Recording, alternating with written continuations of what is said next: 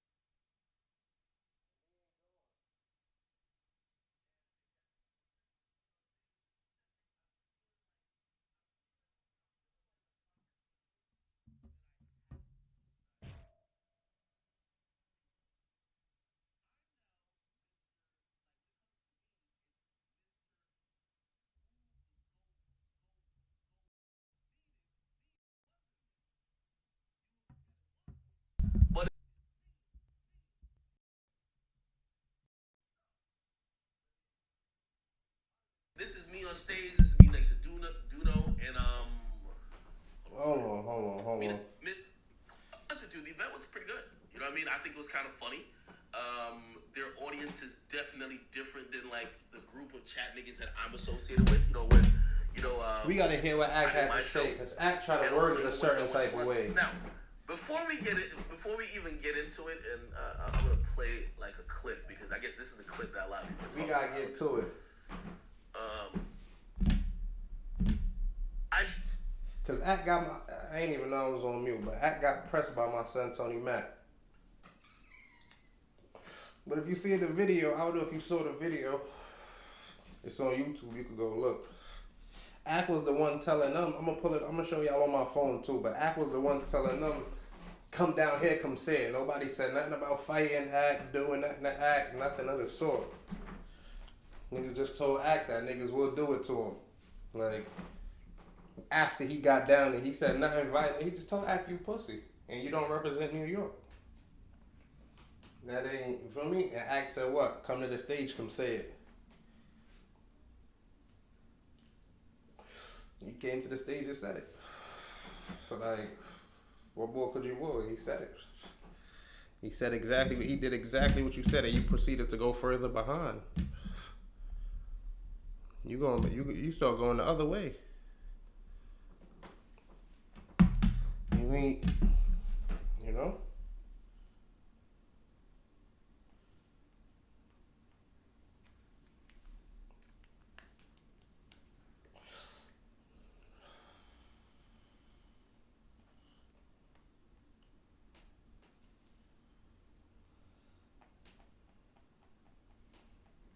Let's see if I can get the video for y'all.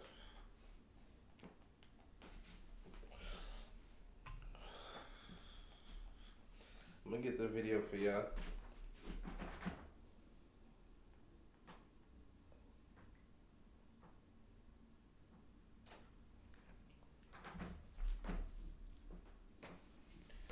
Here we go.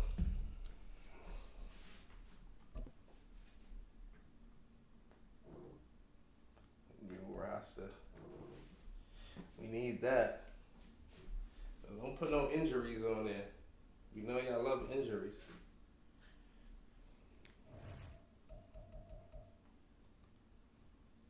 Let's see what the depth chart look like. Yeah, they drinking. Did they even? They got the nerve to not even put his stats up. You just take him out the game.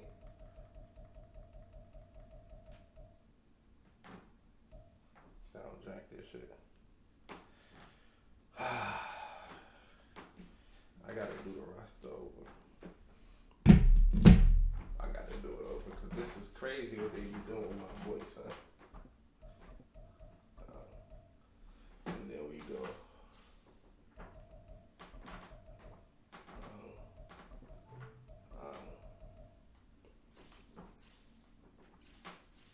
Cool. Perfect. Perfect. All of this is good. Perfect. Perfect. Kick return. We need I don't like that shit you did. I ain't gonna hold you, bro. I don't like that shit you did. You be acting like you can't block. We gonna see if the boy can block. He 190 pounds. He probably can block. Alright, cool. Power halfback, Kareem Hunt. Yeah, this is just to keep my son. Perfect. I can't.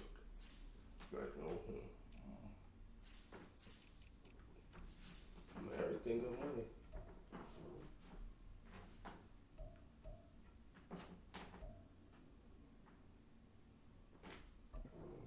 Yeah, this is the only rest I'm playing with. We getting that game. There we go.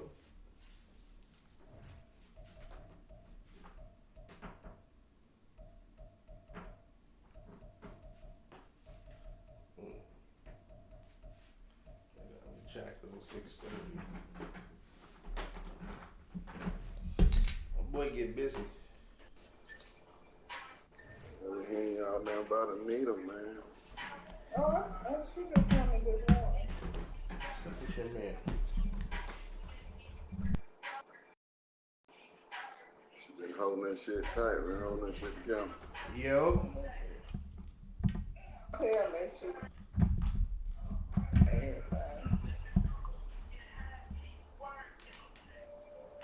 I told him I don't want to hear that dumb shit, but I'm here. So y'all bitches too old, we damn 50, y'all still getting swindled by niggas. We gonna get busy. Still get it. What? Senior citizens still get it. Who was such a thing? Senior citizens. Who was such a shit? They want to hold the shit. Yes, I ain't got no fucking thing. I'm just getting started, nigga. Hey, you talking about? Let's see. Smell. Pop my shit, shit. And be confident for real. And getting paid to do it. Ain't no free rent. This ain't like a free trip.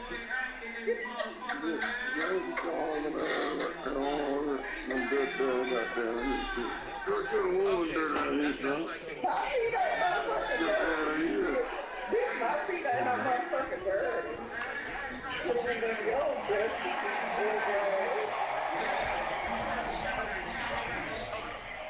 Before I even played it, I was watching shit. So anyway, when I come out, everything's cool, whatever they play last night, so walk out, like, whatever, natural love, I know they're about Henny out, it's really cool. And I think while Punish talking, I hear one guy who's in the crowd, he says something. Now I can't see who he is, like, you know, if you've ever been against theater, not the most well-lit place, at least through the podcast. And I kind of look out, and I think I was just like, I was trying to say, if you don't shout something, make yourself be seen. Now, I'm going to tell you why I use that reference. I'm feeling like the same thing with, like, when I had this conversation with this time, when he used to try to explain to me, like, oh, but, okay, like, you guys, let's say the Meek thing. Yo, nigga, I popped out on Meek. Yo, why is niggas like, they're not giving me credit. They're acting like Meek Presley. And I'm like, yo, bro, they don't like you. Like, no matter what you do, if you kill 50 niggas, they're gonna just say, you accidentally killed them. You're pussy. Like, they don't like you. It's kind of the same with me. So anyway, I'm at this show. Everybody's labeling it that I got pressed. Let me give you the optics and you tell me why. I'm at the show. Very comfortable. On stage. I'm hearing people who, they give the mic to somebody who I couldn't see. And I think the guy said something. I don't know if these are gangmen. I don't care who it is. But they said something, and they said something about 6ix9ine. Right? Now, this is another thing. And I'll call out New York City as a whole. And this is why I hate, like, even people reporting it like I got pressed. Oh man. Y'all are doing the same thing y'all did to 6ix9ine. If anybody at the venue didn't like me, don't shout at me. You gotta do something. And I'm not inviting it, but Nobody said nobody did when you're anything to now in him a though. place Only where saying is that he if you got and another pressed. guy are shouting That's at the each other, crazy like, part. really, because to me, I'm not taking Like this. here go. This is the narrative moving. This is him trying to move the narrative. Like, Man. I left off stage and there was a whole another situation in the back. Nobody Not said like nothing it was- about doing it was nothing just about other it. people drama that I was kind of. So I'm not gonna do nothing about it. But of course, people are gonna say I got pressed when never ran, and I'm the nigga Never who told will. the people. Okay. Myself from the style. Actors from Bed-Stuy never ran, never will. But it is what it is. You know what I mean? Uh-huh. Again, I'm not gonna get the favorable edge of it. It's what it is. And this is why New York City I always looked at. It took a bunch of Mexican niggas in Florida to actually do nothing 6ix9ine. Because every time y'all saw him, all y'all did. Time out. Time out. We ain't set on 6ix9ine. We don't got nothing to do with 6ix9ine. And I don't think nobody's paying 6ix9ine no mind. 6ix9ine is an active snitch. Nobody's paying 6ix9ine no mind. Nobody care what happened to 6ix9ine. Nobody give a fuck about 6ix9ine. 6ix9ine ain't just outside of New York There's money amongst to people, it. like, or going to these places where niggas is hanging, you would have to, like, the way the narrative is trying to be set, like, it's just, you just walking around amongst gang members. That's not how it is. So it's not trying to make it seem like, no, he's in places where he's very comfortable. He's in places where he understands the situation. And I'm pretty sure he got people with him. Probably security. Ran your mouth, lip service, big talk, and walked away. There was one guy, so the first guy, I'm gonna tell you something. So there's one guy, I think he had heckled something, and I said, yo, nigga, we can't even see it. I said, nigga, don't talk shit from the shadows. Okay, never seen that guy. They start passing the mic around, and it was my idea to pass it around. I was like, you know what I mean? It's a lot of trying to get content.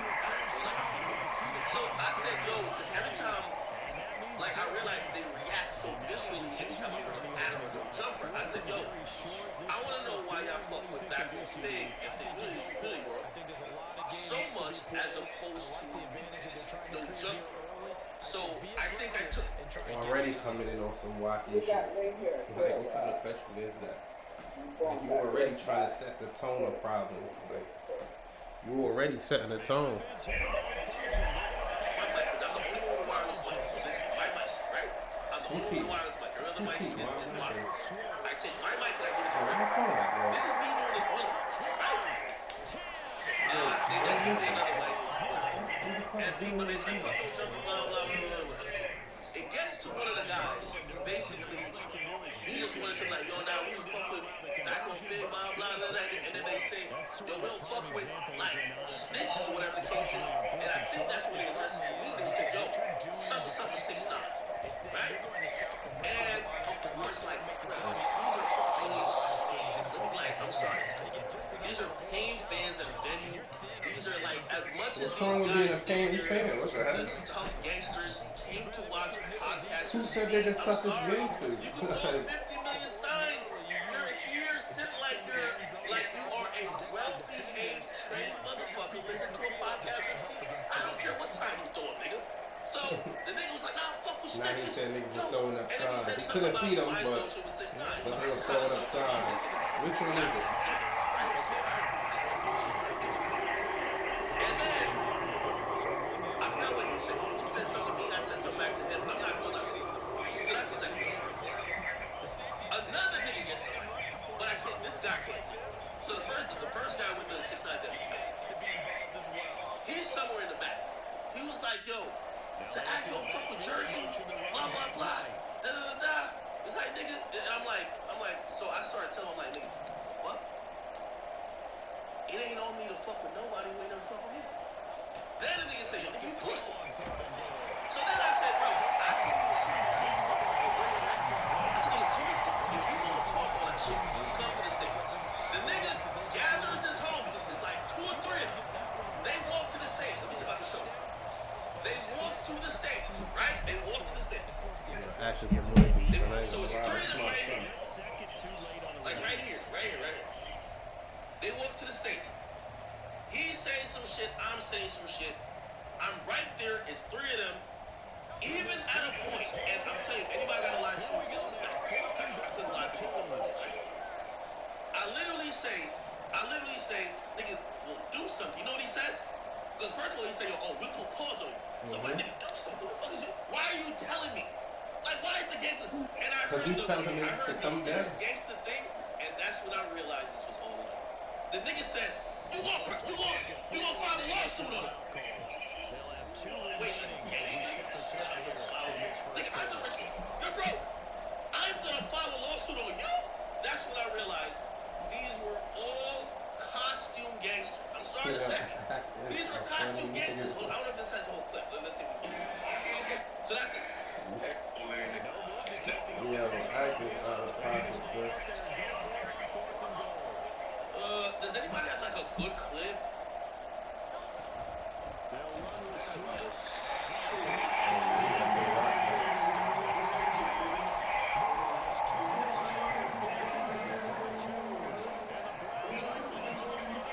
Yes, okay, so this is a guy, okay, so yeah, this is a guy who brings up 6 9.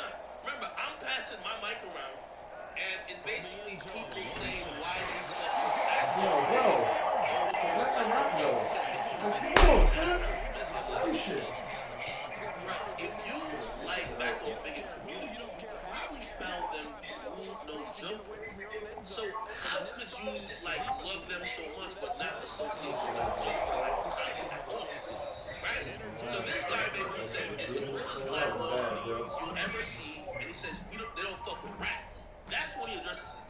defensive system. Start of the second quarter. See, I'm not even paying attention. That's what he's done. First and 10. The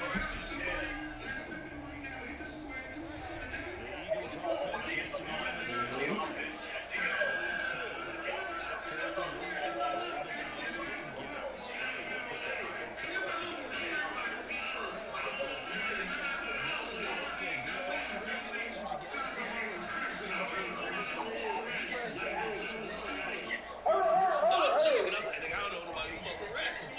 I'm just joking it out. Again, this is why in gangsterism and podcasting, y'all need to go to the military. Whoever this guy is that's goes on, you need to go to the military. You can't do a podcast and shout. You paid to get in. You didn't do nothing. He acting like niggas was coming to pick. Tell me. Anybody that go to that podcast is obviously a fan of Fig Unity. So they ain't trying, they got respect for them, so they ain't trying to fuck the show up. Nobody trying to start no fight there. Niggas is good peacefully just for who on the stage. Just because these niggas is really fans of them. This is like a core fan base. They ain't trying to fuck their shit up. My girl Nicole, who used to take that stuff to Diamond for me.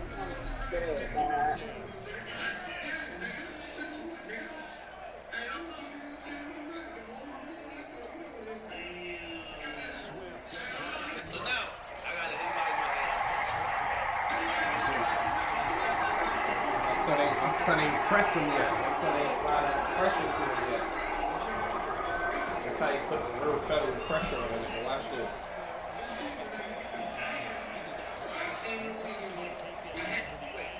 I don't know why they cut it off because I stood up.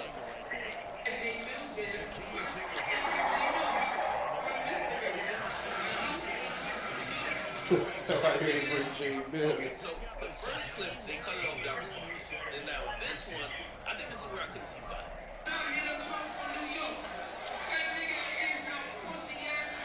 Yeah.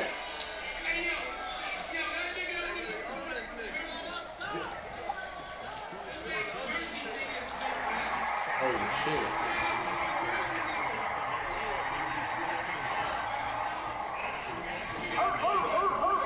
Let's see what he acts after that, man.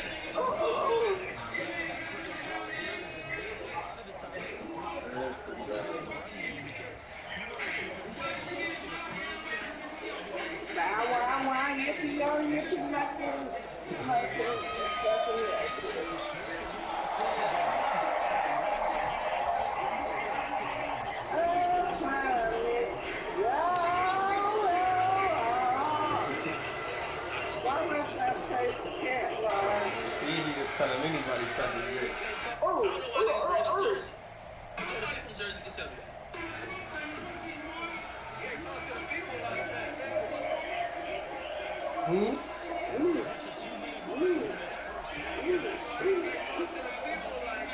I feel like that. Why must I chase the cat? Stay in the Brooklyn. Don't bring up Jersey. Stay with Brooklyn. Here's the thing. This is what I hate about this whole getting pressure, right? Don't people say you getting pressure. Two men saying something to each other. Being against them. Nobody, not one of these niggas hopped on stage. Not one of these niggas was outside. None of these niggas came, paid, got drunk, shouted, went home, and was like, I can't wait to see you. These are the gangsters. They're all throwing up signs. Nigga, I'm the only non-affiliated. Nah, he said they all throwing up signs. Act be frontin', son. I'm in New York telling these niggas they My gonna son who just said that ain't even a gang member. That's the craziest part. I might be loaded. I ain't sure. He just put gang member on son. Like son not even a gang member.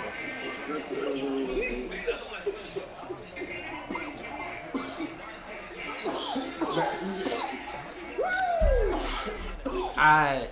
Yo, y'all just heard that?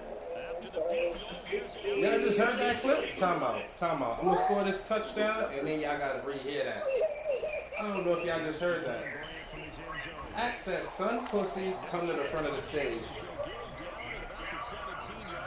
Niggas ain't say nothing about fighting Act. Nobody said nothing about beating Act up. Nobody said nothing about doing nothing to Act. Nobody said nothing of the sort. Jump out the blue. Yo, you pussy, come to the front of the stage. Damn, they don't let me get two. Right. They give a limit on how many shit you can get. I don't like that. Y'all don't tell me. Because what I'm going to do is, if I don't need it, process elimination and shit. You know what I'm saying? Yeah, I'm just... Let me buy however much I want to. You know what I'm saying?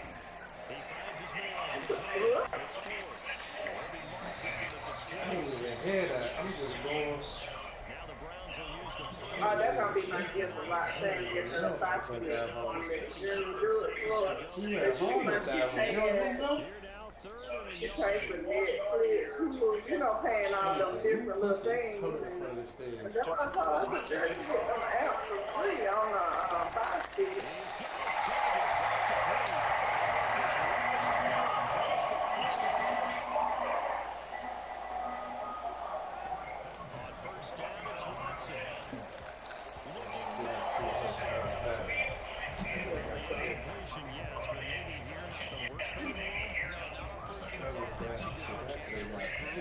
Just a little bit, they talk it over, then they get a chance to continue their drive.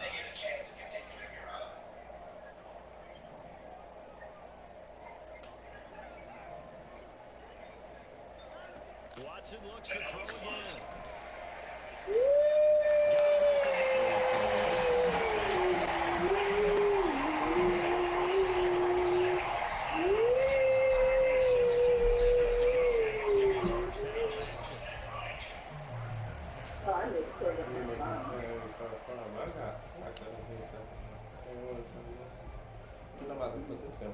Yeah, I like that shit, bitch, and spit it in your face. First and 10. The slot man in motion. From side. Your mom that call you great grandma. She's 99, she dropped down, and now she look like Frankenstein. Oh my God.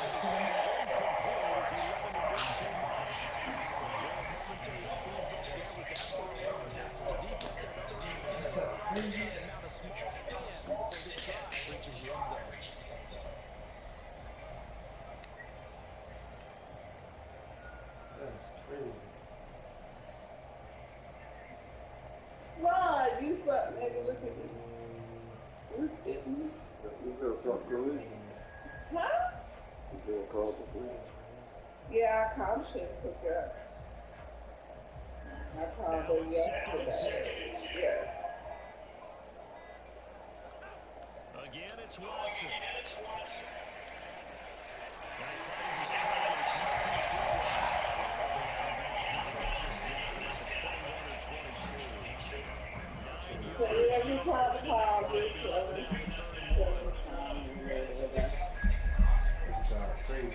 trust me, I know how.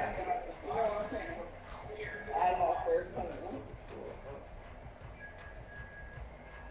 But I could get 22 yards on that one play where after the So they just need one yard to pick up the first down. I should scramble. Watson to throw.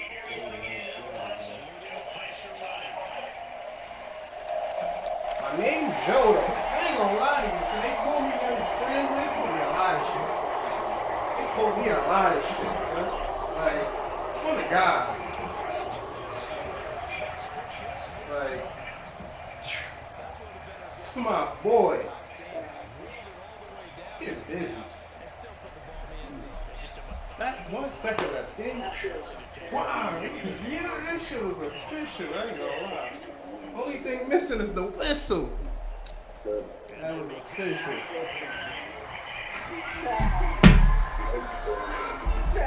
Listen to this. What? You know, you could do something called shut the fuck Come to the up. front of the stage. Hey,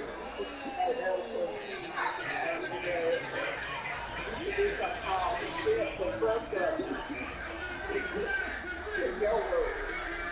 Shut the fuck up. I got money. What? I got money.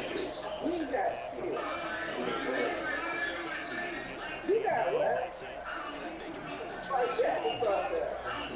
Like,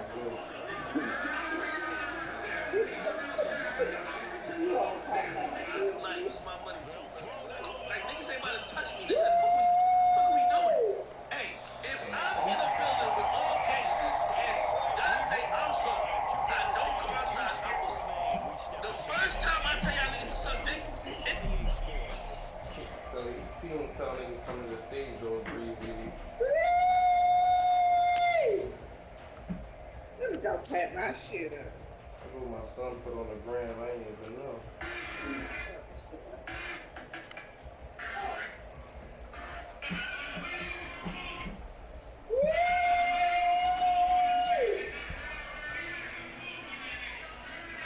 Pop nigga. Fuck nigga, pop bitch. You scared? You scared? I'm scared. What? Dumping the blood out, mama.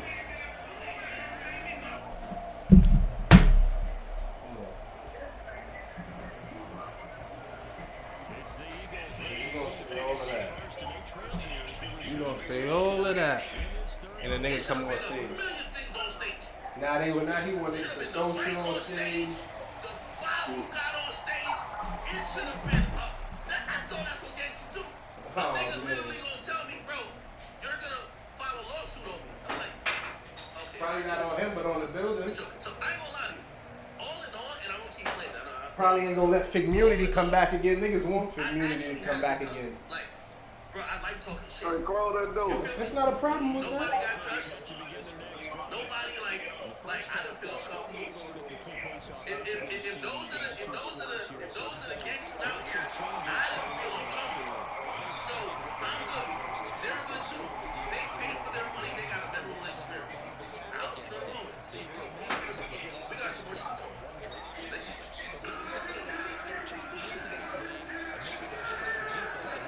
I need that. I need drilling. I mean, it's drilling and shit. Like, I mean, it's drilling. That shit work is hard when I'm on him like that. After that rain did. Like, yo, there's everybody in the building. I ain't gonna lie. I ain't know their motives was like. Everybody in the building is their signs throwing up. Like, as soon as they said something, like, hey, they throwing up signs. Like, what the fuck? Everybody's gang affiliated. I'm not gang affiliated. Yo, Act is the funniest person. Okay, nigga, I'm on stage. I might not be a favorite entertainer. I told him. I said, bro, I'm here to support my niggas. You feel me? Like, I don't think they had their full team there. I think Mack was supposed to be there, whatever. I'm just here to support them. The show is not about me. It is not about me. To keep it real, I was letting Pun and T-Rell run it, and even AD. Let them, like, I want to assist. You know what I mean? Like, this is an assist. It's just like, to keep it real. And to be honest, maybe I should have probably, I mean, it's not my show. I should probably pop in on stage.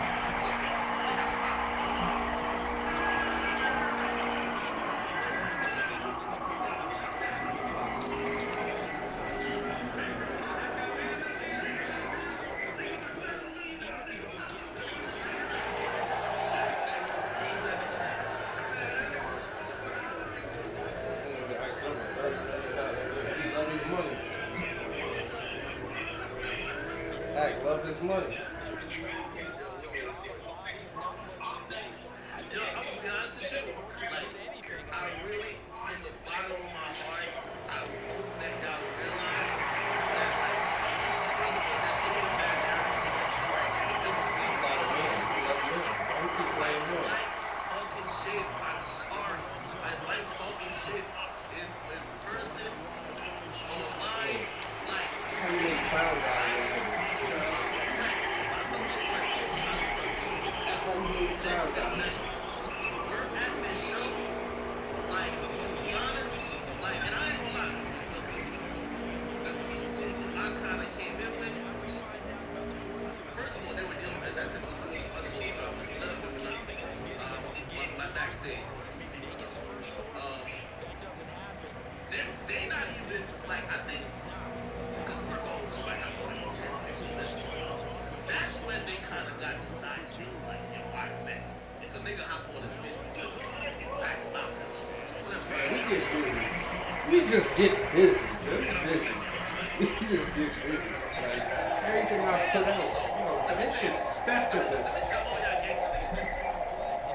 Even a civilian and the nigga y'all gonna pussy, the moment I can see that y'all are just talking big, I'm gonna press the issue. Like, I'm telling you, if I was dealing with one real gangsta in that building, they would have been on that stage already. Now, So once I see that, niggas, that's the shit I be saying that be fucking with the problem.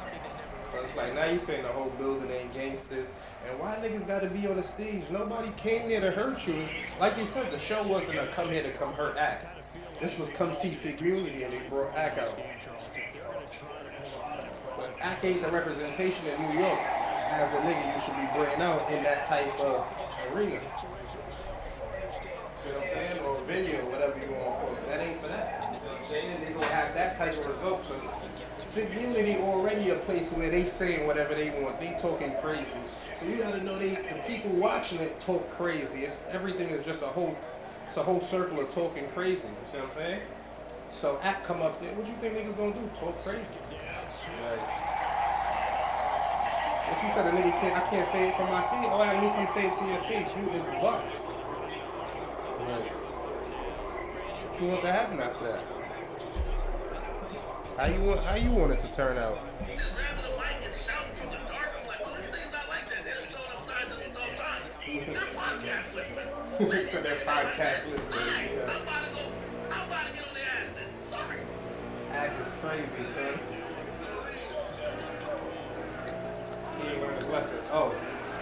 He's still doing all that shit to my niggas like, man.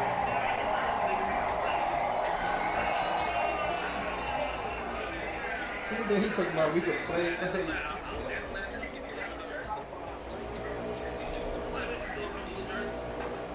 talking crazy, son. That's what I'm saying. Stop bringing up Jersey, nigga. Stay your ass in Brooklyn with your Brooklyn people. And this is why also, I'm gonna say another thing about the niggas that was in that room. The same niggas, the same behavior you see from these niggas is the same behavior while 6ix9ine ran around this bitch and did whatever he wanted. When everybody kept saying why New York niggas didn't do shit, that's what they do. I really get busy. They don't like. They talk shit to the nigga they don't like. They record it to go viral and they go home and tap it if they You see this, homie? You was on the microphone. That's why 6ix9ine ran around here and violated. Nigga, I'm not even 6ix9ine. Yo. And I don't got 70 security like him, or I don't got 70 goons like him. Homie.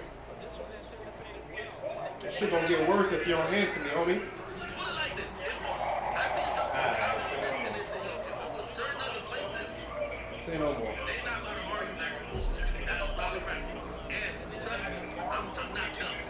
Once I see that them niggas was just they were just gangsta podcast listeners. Against the podcast listeners, yo, Act is the funniest nigga, son. Shut your bitch ass. Like, of course. They got niggas was gonna do nothing. Stop taking defense.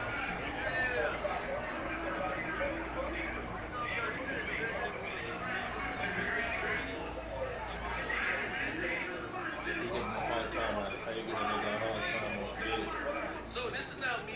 This is a 5-minute interruption. I'm on stage. Remember the nigga that was talking?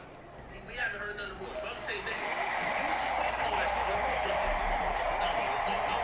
So already, I'm still like this nigga. Stop. That nigga's supposed to. You just said all that shit about me. You really know what's talking. Come to the stage. And what he do?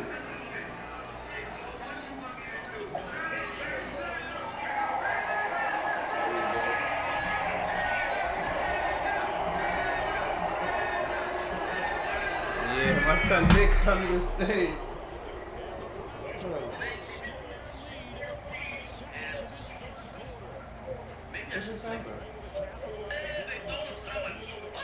Everybody's gang affiliated. I'm not gang affiliated. Now you Like, know. I'm gonna sit.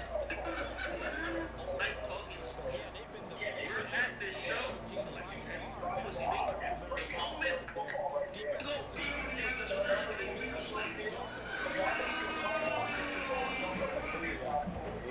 I see some people comment on this and they say, yo, if it was certain other places, and all that shit,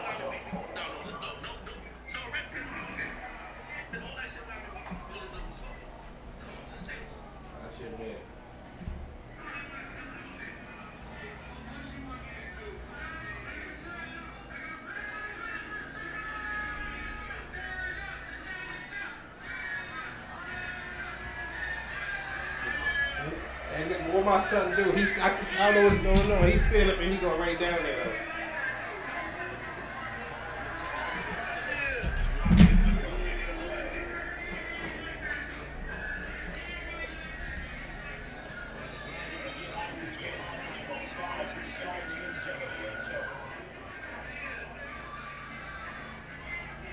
Talking crazy though.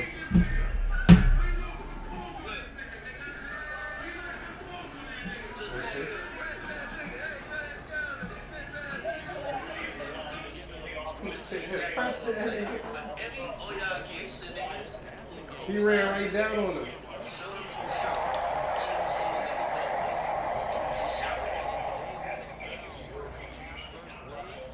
If he calls the soft nigga calls you told you to come in there. Nigga got Still too told much you weight. like nigga, what the fuck is you just talking?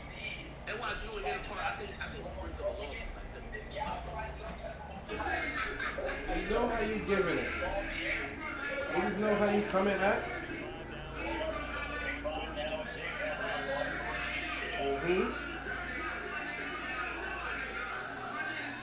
hey man, why this shit is here, man? Yeah, my dog go get some shit off, man.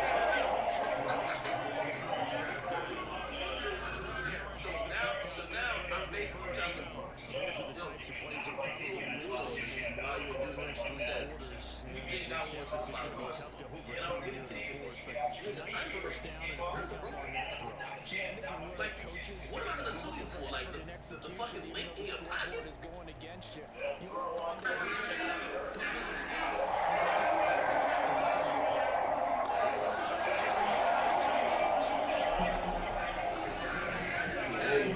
That's the classic 6ix9ine thing. The gangster said, yo, you see 6ix9ine, why you ain't doing that?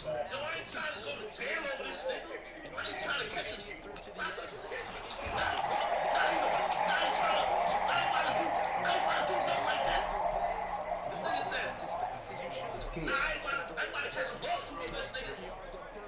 New York City, y'all looked bad last night. And by the way, I know this ain't, this is not the majority of New York City. Because I'm telling you, there's mad niggas from New York that get mad.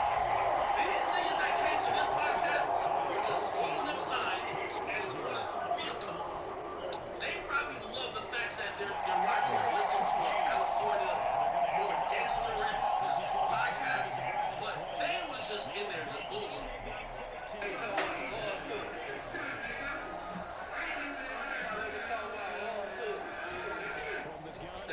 Why is he talking? I'm not talking about kids. I'm like, listen, man. Still got the bags. So basically, what do is a fan. I'll tell you how it calms down. I think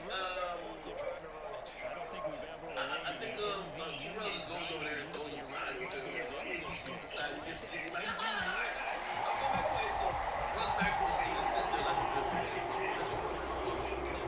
That's what I'm telling you, bro. Like, Something had to be wild, lying. good content. I'm gonna be honest with you. Good content. Here's the thing, though. People dislike me so much, nobody's gonna be like, yo, a nigga tried to press some accident. Now, you know what I'm gonna say? I thought the person was a nigga saying, yo, nigga, what's up with all that shit you talking about? Yeah, my bad. I thought that was a person. But, you know, I'm not in the tough guy Olympics. But again, I keep trying to tell you, I'm a man. You get what I mean? I think I look fine in this situation, and listen, if that situation again, I do everything I did then. Again, I think the gangsters just look weak. You can't have niggas. By the way, this is New York City. Everybody knows. Once we started telling niggas to suck dick, now I'll never tell niggas to suck my dick. I ain't no gay shit. So I tell niggas to suck dick. Nigga, you should be the one conversation, right? Nigga, you out on stage, wait, y'all trying to fuck up. All right, cool. Walk to him. Let's go up there and talk to him. Like, nigga, what are you talking about?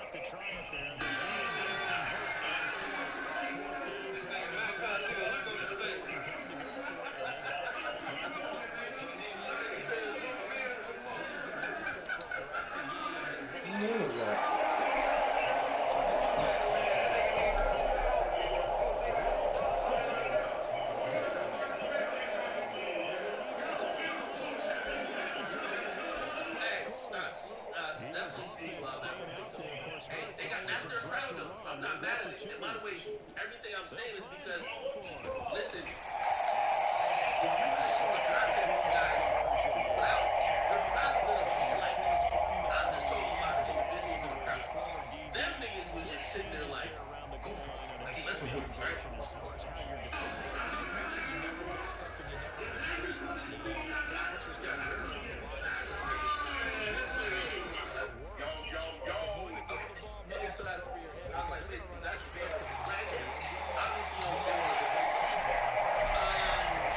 Now he make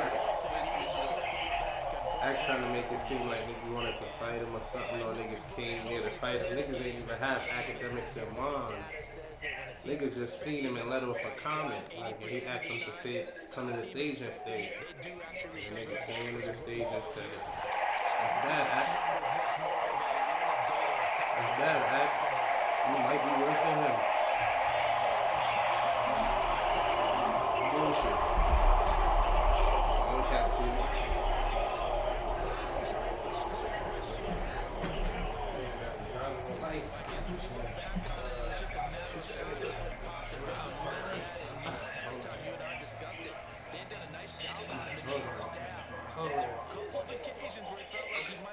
Now, I see this video right now. To be very clear, I don't know who this nigga is. Alright? And that's not me. But I don't know who he is. I've never seen him on no jumper, so I don't know. But apparently a guy who claims to be in, I guess he's like one of the other ancillary groups to like Afro-Fake community. He had this to say. You know, that's why I'm getting smacked and yelling his TD, got TD on the side of his neck, and he swear he like, you know, he love Ack and all that shit and everything. Ack cool, no diss, no whatever, but it's fuck him, you know. We're gonna get a Stone Cold Stunner. Stone Cold Stunner would be a minister. Yeah, I'm still performing that motherfucker, you know what I'm saying? He the one sent the nigga that ass. Yeah, he wasn't feeling that, nigga. Some teams like to do something at the end. There was two dudes that performed. As they continue There was two dudes up I think they were TDA. I ain't gonna lie to you. Because I think I said to AD, I said, what is this? Because the crowd was like, we want something. Like, and a rapper just came up. And he was just like, yo, and I ain't gonna lie, the people were vibing. So I'm like, I know what this is. but like, I'm like, yeah, they're really true West Coast rappers. They know, clearly the guy was still probably coming up. I don't know, is there a rapper named Apollo? Oh, Apollo is this guy's TV too. I didn't know. You know what Adam texted me? Adam said, yo, Act. Didn't I tell you these niggas was gonna lie to one nigga? change the coverages behind him throughout the game. First of all, I didn't know who everybody said was like TV. Now the question is, what he said to Adam after Adam said that. What you said to Adam after he told you that they was gonna line him up.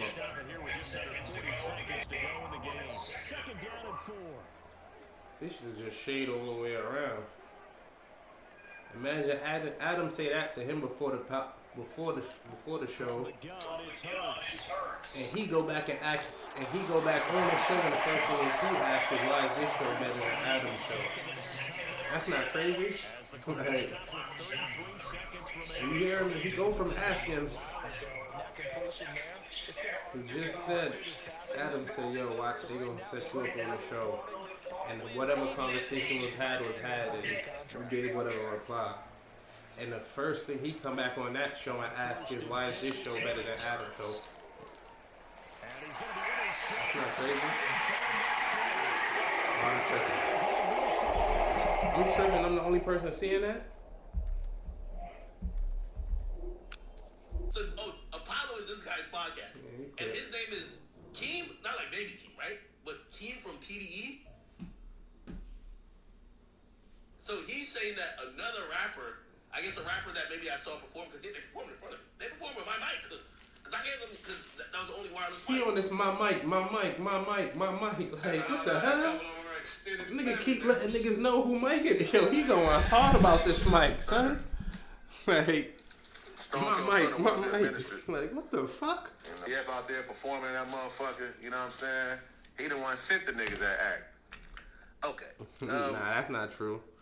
I'm You just heard gonna Act call him up on the I'm gonna stage. hope Like, what the this fuck? It ain't true. You know what I mean? How would they know to give them the mic and? That's just. Nah, that would mean fig Invite immunity a in nigga on it, to but the that's show. not That's true like though. Diddy shit. Invite a nigga That's to a the lie. back door. You get what I mean? But never.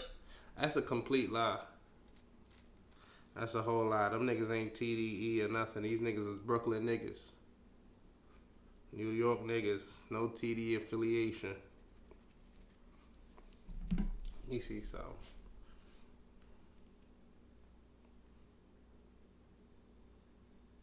Cause this is my son.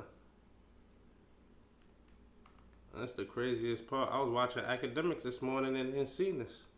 I'm at work watching Akademiks, seeing what happened, hearing the voice. I go look on his page, it's really him. I'm like, oh shit.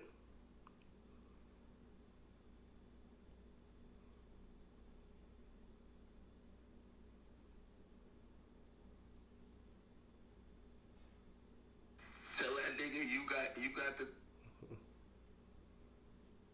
Fuck it, man.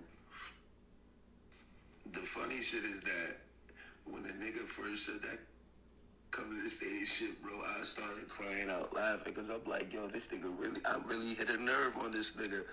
And then I wasn't even gonna go to the stage. I'm like, nigga, I ain't going up there to entertain that shit. Nigga, I fuck around and catch a lawsuit in this bitch. Nigga, the way I beat the shit out that nigga gonna fuck around and try to sue a nigga. Like, niggas wasn't even gonna do nothing to you. Even a nigga Nems can't. I'ma keep it all the way real though.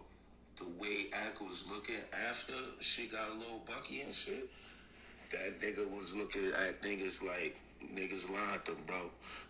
Oh man, we gonna stop there. It's too many of them, but that shit is crazy, son. That shit is crazy. That's nuts.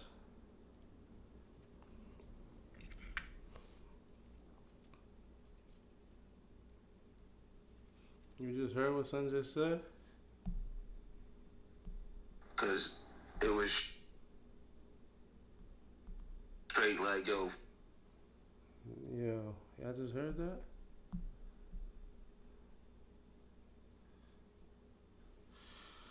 I don't know how to work this shit. I ain't got time for this shit. But it ain't TBE, TBG, or whatever niggas trying to make it out to be. It ain't that. And Ack called them niggas to the stage. Niggas ain't looking in there to hurt Ack or nothing. They said something about you. You say you pussy unless you come to the stage and say it to my face. Nigga came to the stage and said it to your face. And that's as far as it go. So all that other shit, on both. You tweaking. You tweaking, Ack. You ain't gonna lie, and that's why you be in problems, because you ain't keep talking this money shit. You gotta humble down a little bit. We know you big Act. Everybody know you act, but you think cause you act, you could just do whatever or move however or just, nah, it's certain, you ain't a gang member, it's certain regular rules and regulations to life. Just, like you like to say real man shit, man, it's certain shit, man to man, that you just don't do. So it's like, fuck gangsterism, because niggas like to lie about this whole snitch shit, like, oh, snitching is cool if you're a civilian. Snitching in no form is not cool with nobody. Snitching in no form is not cool with anyone. Snitching in no form is not cool. You understand? It's no good way to snitch. It's no way to snitch and get what you want out of snitching. It don't work that way. Snitching is snitching, no matter who did it. Like what? Imagine you in school and somebody snitch on you. Like, you cheating on the test. You cheating on somebody's test and they snitch on you. Now what? Like, that's cool? Like, snitching in no form is cool. And nobody should be snitching. Like,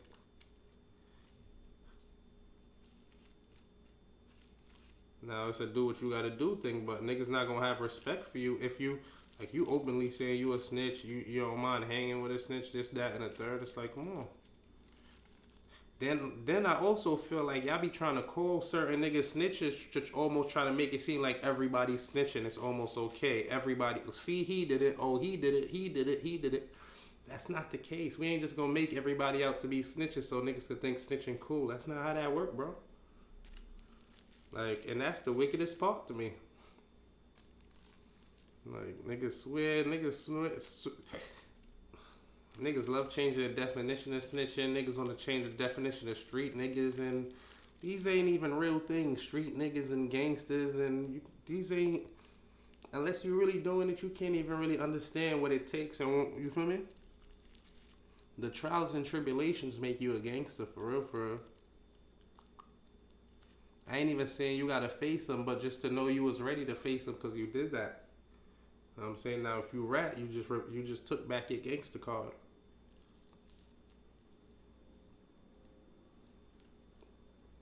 Shit ain't sweet. This shit ain't, oh, he a gangster, he gotta go pop. He gotta come pop on me. Like, what? It's not how this works, buddy. That's not how this works. Alright? Everybody not just walking around ready to pop on you in 6ix9ine. I don't think this is just a pop on 6ix9ine and act as you see them. You aren't threat. You ain't hurt nobody. You ain't do nothing to nobody of nobody. So nothing is nothing. Nobody cares about nothing. It's just you on stage in front of people. They came to see them, and you brought him out. You see niggas say, yo, you could have brought Jay Mills out. Yeah, brought out Akademiks. What the hell? Nigga was shocked. Nigga said, yo, you could have brought out anybody. Jay Mills, anybody. You brought out Akademiks. Like, you got a bunch of gangsters in the building and you brought out Akademiks?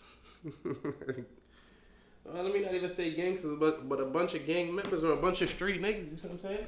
Like, well, you know the type of niggas that's watching that. You got a bunch of street niggas in there, you brought out Akademiks. And he thought that shit was cool. Like, he could, you hear how he did it? Yeah, I maneuvered the room full of gangsters. That was his chance. That was his chance to kind of solid himself up and kind of, you feel me, be on man time and then let niggas respect him differently. You see what I'm saying? A nigga might see you in person and respect you. You feel me? Respect your demeanor and how you carry shit, little questions you asking and shit you saying. But you come out there, even though niggas was on your heels off rip, because you be already talking greasy. Like, that's how you get paid, but you be talking greasy and that ain't the shit niggas really want to hear. Niggas ain't coming here to hear, oh, 6ix9ine this, or 6ix9ine did this, or 6ix9ine I'm jacking. Nigga, you know the general population ain't jacking 6ix9ine. You coming on here trying to be the rebel of the year, say, oh yeah, I'm jacking 6ix9ine, I'm the one, niggas can't tell me nothing, this, that, and the third, I love 6ix9ine. Like, that whole rebel shit cool too. You feel me? You keep that same energy when you in front of niggas. Don't just, you don't say, oh, come to the stage, niggas come to the stage and tell me I'm pussy. Niggas come to the stage and do it. Oh, alright. Then when you get home, oh, they should have jumped on the stage. They should have beat me up. Nigga just told you pussy. Stop. You don't. Like I said, nobody came there on the stage knowing, oh yeah, this is Curse Akademiks out day. That wasn't it. This wasn't everybody's chance to come and say what you want to Akademiks, or if you want to come put hands on Akademiks. That wasn't the venue. That's not what people came for. Everybody came to see. First thing first, you in New York. To see them Cali niggas fly all the way over here to New York and see them in person, everybody in here in New York is going to be well behaved, because that's like, niggas look at that damn near like a privilege. Niggas respect the fact of them even coming out here to do this in front of niggas. That's the number one thing. Niggas respect that off rip. They know niggas fuck with them, and they came out here. That's damn near like your favorite rapper coming out here. You see what I'm saying? Like, and you got the opportunity. Niggas gonna go see them, and niggas gonna chill. Like, I go to a Future concert, niggas ain't trying to fight or nothing like that. Like, I fuck around, break up a fight at the Future concert just so this shit could keep going. Like, nigga ain't gonna let you shut this shit down just cause of something a little simple. Nah. So it's like niggas ain't come there. You got street niggas, but they ain't come there for that. They ain't come here to be fighting niggas. They ain't come here. If they could, you could have asked that whole crowd right now. Everybody, give me $10, and we keep this shit going for another hour or two, and niggas would have gave that up. Why? Cause niggas fuck with them niggas. Niggas fuck with fake immunity. You see what I'm saying? Like, see what Axe said. It's nothing but gang members in there. Yeah, that's that type of crowd. Niggas came to see niggas.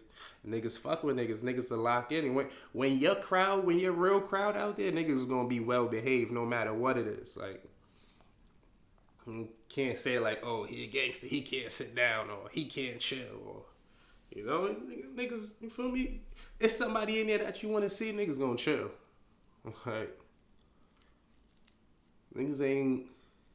At your show, niggas might be tripping and you telling niggas to chill and niggas say, fuck you, you butt. Like, you might get that at one of them shows if you had that crowd, but that crowd, that stage, niggas is chilling. Niggas want to hear what they got to say. Niggas want to hear a 1-2 joke. You see what I'm saying?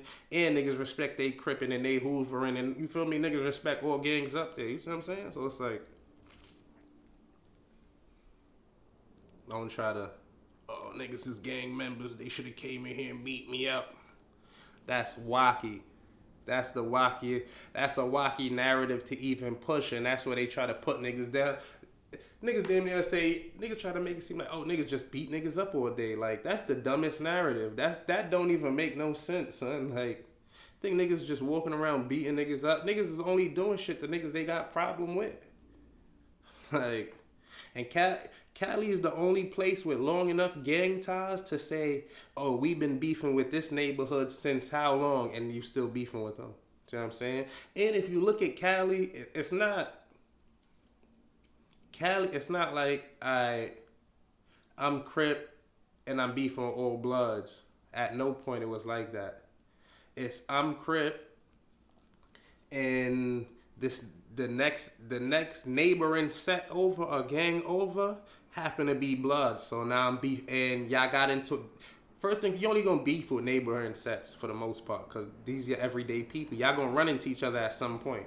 Y'all gonna get into a dispute at some point. You see what I'm saying? And but that shit is really, niggas don't know how to handle disputes. So it's like niggas end up in a situation and it's gonna keep going till it just goes on forever. But Cali, the shit, it's neighboring neighborhood. So you will go to Cali and find Crip sets beating with Crip sets. Some bloods beefing with bloods. You see what I'm saying? Like, it's no picks. Niggas don't care what gang you did something wrong to one of us. Cause this a neighborhood thing. It's not just a flag. Yeah, we got this flag, but this flag represent this neighborhood, and our set name represent this neighborhood. So it's more than just a flag.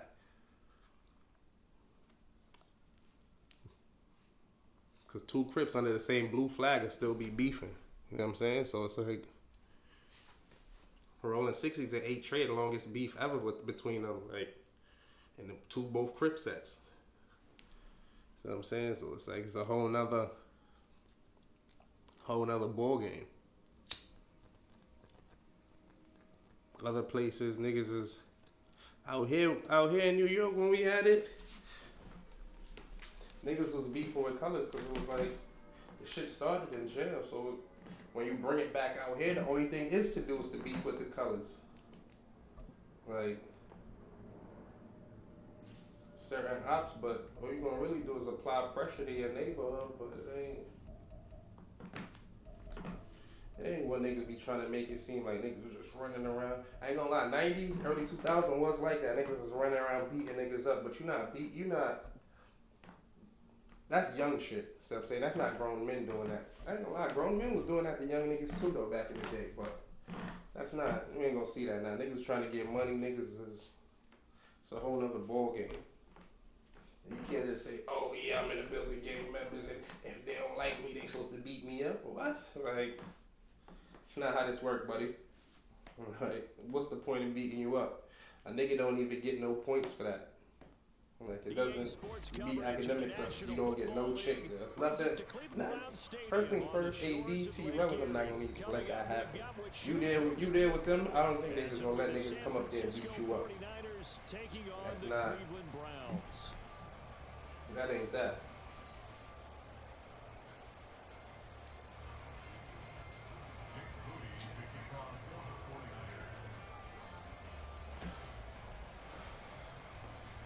Now the Shit, Michigan now what you trying to make it out ready to to be? get us started. And off we go from Cleveland.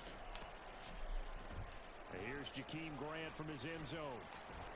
And no alley to be found. The coverage was solid, and he's dropped at the 18. Boy tripping, son. I ain't gonna lie. Boy tripping. Boy doing big tripping.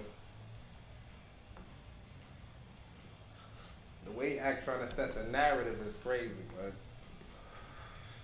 the way Act be took. Once you got a problem with Act is there and they're like, oh, you're a street nigga.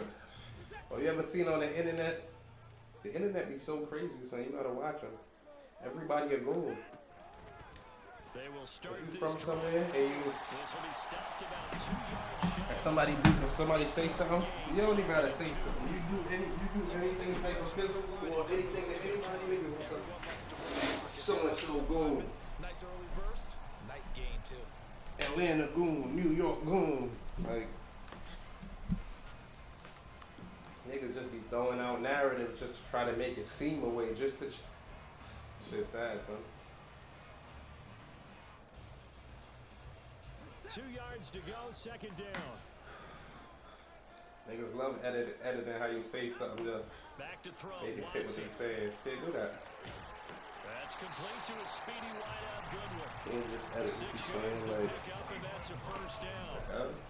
They kept the receiver in the short field. you damn near editing the perception is key. So it's like anybody could say something a certain type of way to make it seem a certain type of way.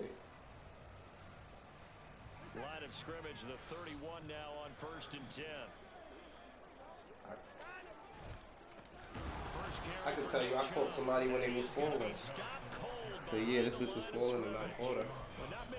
She should thank me. Saying, whole time I'm the one that pushed her. It's like, tell a whole story or tell a story properly. You just caught it, like you just saved the day. Like, Now Watson. A hit as he throws there. alright, where's my mother? Hold on, put the blunt down. The son thinking, he's getting tight. Protect yours. And he's talking about those guys Third two. throwing the football. In this situation, Third rush two, one, getting hitting the tight. This quarterback and defense is forcing him into wilding an on me. incompletion. Wow. An incomplete pass on that last play, and that This means either they'll to need the to come house up with or something first here down. on third One down. of them. Here's Watson. Nowhere to go here. He lost the football. Points 1, 2, and 3. Their defensive game plan was to get to the quarterback and knock the ball free. They did it there. Luckily, This offense defense hangs is on to it. different. Yeah, that's got to serve as a wake-up call, though, Yeah, because I they speak can't of those, afford to let the ball go over to the defense and miss opportunities. And I'm not saying it happened here, but you know what a good rule of thumb is when a play like that occurs? You know who usually recovers it? The guy who You get missed some his block. people in here, I get Tony Mack on the phone. So a good punt there, but a nice return. You gotta get in here deep though. And the Niners will So go not just gonna offense. pop out for nothing. 1st and 10. Anyway, get my boy on Akademiks. Act trying to set the narrative, and that ain't the way it went. 1st and 10. He making it seem like niggas came here to press him or something. They start on the I'm ground. looking for you a buck. That's it. And this will leave him a yard short. Nice Niggas pickup. say, yo, Act, you on butt. first down. If these kinds of lanes are available, you have to He feel was like he's pulling got a niggas pretty down big to the game stage under like him. he Yeah, was you can going for tell early on he's got a four. little burst in his step, All of and that's them. a big pickup right there on first down. Second down and right back to McCaffrey. And he'll get it out a couple yards shy of midfield at the 48. That one a first down pickup of 8. Well, there's plenty of real estate for him to maneuver on that run, and let's face it, it shouldn't be a surprise. He's one of the better backs in the league. Had to come into this game with the idea, slow him down, otherwise it's going to be a long afternoon. On first down, this is McCaffrey. And they're well past midfield, just a yard or two shy of the 40. The Niners have the first down on a gain of 11. You were telling me this yesterday. This is exactly what they want to do on the opening drive, establish the ground game. Yeah, remember our conversation? We were talking about what one of the GMs in the league has told me What are you trying to do to repeatedly. me, It's a man? big man's game, and it's not necessarily size. He's talking about playing some big boy football. Line up, get leverage, knock people back, and establish the run early. And he's going to be taken down at the 28-yard line. 12 more yards there and another first down.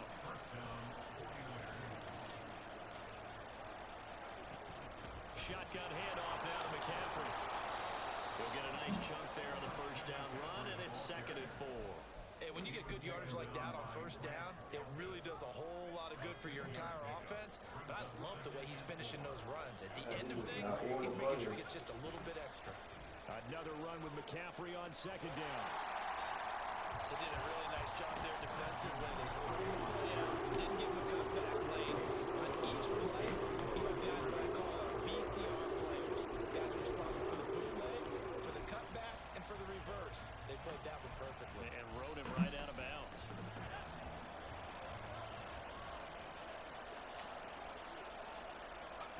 On 3rd down, it's Purdy.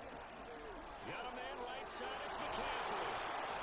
And he'll be taken down as that will take us to the end of the first quarter of play. No score after 1 on EA Sports.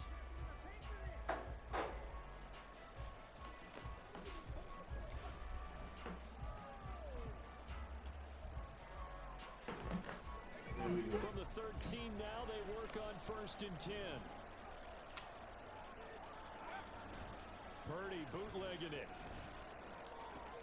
That's caught. It's McCaffrey again. And the result here, a pickup of 8. Leaves him with 2 to go on 2nd down. Not only did we just see back-to-back nice gains, but we're also seeing the confidence rise, not just for the guy who caught it, but the guy throwing it as well. And these back-to-back catches here out of the backfield, that can set something up downfield in a later sequence, right? A lot of the time, it starts to draw the defense. And he'll take this into the end zone for a San Francisco touchdown. We got a ball game, Christian McCaffrey, a 5-yard touchdown run. We got and a ball the game. Niners post the first points of the ball game as they take the lead. See my son Act talking about. So both sides of the football contributing here early. Their defense forces the punt, and then the offense takes it down the field and punches it in on the short touchdown run. And Brandon, that's good complementary football, and that's what they're going to need if they want to get out of here victorious. And one more time, because here's the thing: if you're gonna leave the game, whether in retirement or when you're taking a break, you want to take a break after you done won a championship or you put up a huge score on the board. You never want to leave the game getting blown out by 40 or possibly even losing at all. So again, I think that Drake did this to prove a point. Everybody who was saying, yo, maybe he's falling off, maybe he can't do this, he can't do that, I think he wanted to get some shit off his chest. And I'm going to be honest with you, I think he did say like all these songs was cooked up in the last 5 days, which means he's still inspired. But the only way you're going to get a nigga inspired to the point that he drops something like this is through critique. So, you know what I mean? Obviously, your rapper ain't my favorite rapper. Yo, and my top 5 is only Drizzy Drake. So, I don't know how to get your favorite rapper inspired, but I know how to get my favorite rapper inspired. Because we just got to tell him the truth. Hey, this one ain't hit like that. Yo, Kim, what's good? And he don't like that, so he going to come back with something better and greater, okay? All right, cool. Somebody says, look on the chat. What's cracking? The Browns drive about to get started. Yeah, man, what's cracking? These guys definitely hoping for a better showing than their last appearance. They couldn't really even move the football much beyond the shadows of their own goalpost, Charles. We'll see if they can get a better, more sustained drive going here.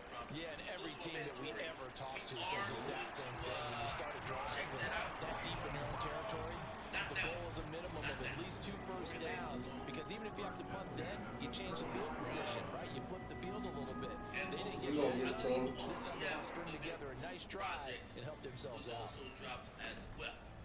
Okay? So yeah, we'll kind of check out both things, but we do got to get to some other happenings. Ball up to the 35 now as they come up on 1st and 10. Give me 1 second. Give me 1 second. What do y'all think about the project? Give me 1 second.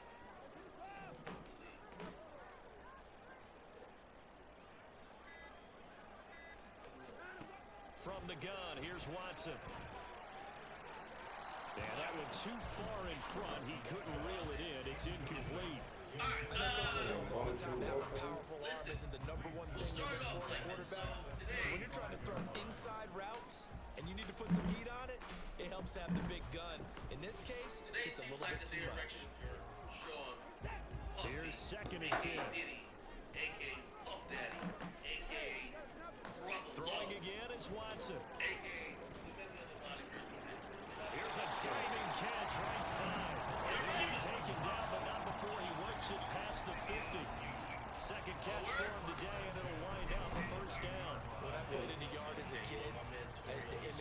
spectacular catches that I would see on TV. I don't think I ever imitated one quite that well.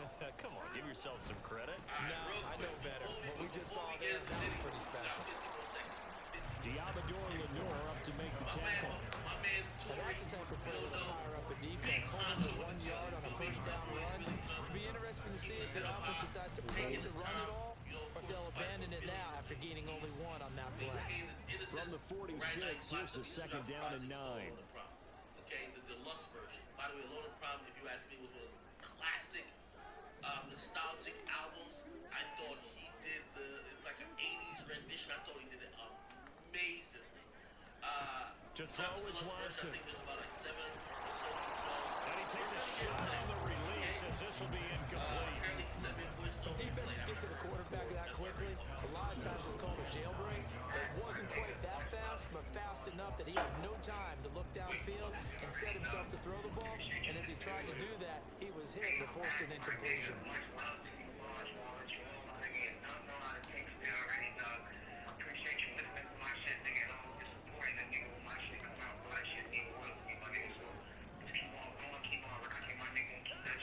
Throwing on third down, Watson. And he'll be hit as he releases it. Incomplete. Third down is the down. Both sides know they absolutely have to win. And the name of the game for the defense is pressure on the quarterback. But pressure on the quarterback with contact, that's how you end up winning it. Watson gonna stay out there as they'll go for it on fourth. We played the Drake stuff, but there's much other albums that came out today. So remember, the OTF, their group album came out. By the way, I did an interview with the entire OTF family. Here we go on fourth. Watson. Son, what? And it's incomplete. They cannot convert, and they turn it over. The Browns unable to move the chains on fourth down. And the 49ers are going to get the football back. The Loaded Prom is out now, so please, if you guys are into music or you're one of those people who goes to listen to music as soon as when that happens, please go check those out. This is crazy. San Francisco offense ready to start their next drive. They'll be looking to duplicate that first drive, the one that got them that 7-0 lead. Of course they would. Look, they're on the road. So getting the 7-0 lead was huge for them, right? Touchdown! George Kittle, 54 yards. And the 49ers are able to strike quickly to add on to their lead. When they drew that up, I don't think they envisioned it ending in a house call. But he took it all the way home. We ain't going out like that. That was really special by him. But let's face it, in today's NFL, those tight ends are often former wide receivers or maybe even sometimes bigger running backs. They just put them in a position to get a great matchup and make plays like that. Now, we're going to read this article. Then I have the entire post. We're going to get So after the big field goal by Moody, he's back out to kick this one away. I don't know why they refuse to call him. The return from his end zone is Grant. And ultimately did not get this out to the 25-yard line as he's dropped at the 23. This shit ain't gonna go on for the whole game, homie. Says Mr. Combs, known as You know that right now. subjected her to a pattern of control abuse over a decade. Combs obviously vehemently denies these allegations. Now, I want to The Cleveland offense ready to go. They've shown precious little here offensively thus far as they try again with a first down now. Oh my God. They take a shot to start the drive, but this is going to wind up incomplete. I tell you, Brandon, this defense is playing with some confidence. Haven't allowed a point yet. Flying to the football. I'm telling you, it's almost 11 to the ball. Another nice job there to force an incompletion. After the incomplete pass, here now is 2nd and 10. Watson now to throw. This is a civil suit. Over the middle, complete. It's Moore. And down he goes, but he takes it up to the 40. Third catch of this first half for him, and this one is a first down. If we're finding out this, what's this, like almost 7 years later, or 6 years later, some of these things you're hearing, number one, may not all be true, may also be exaggerated, or may just be fabricated in Watson. order to try to get someone to pay up before And there's Amari Cooper, his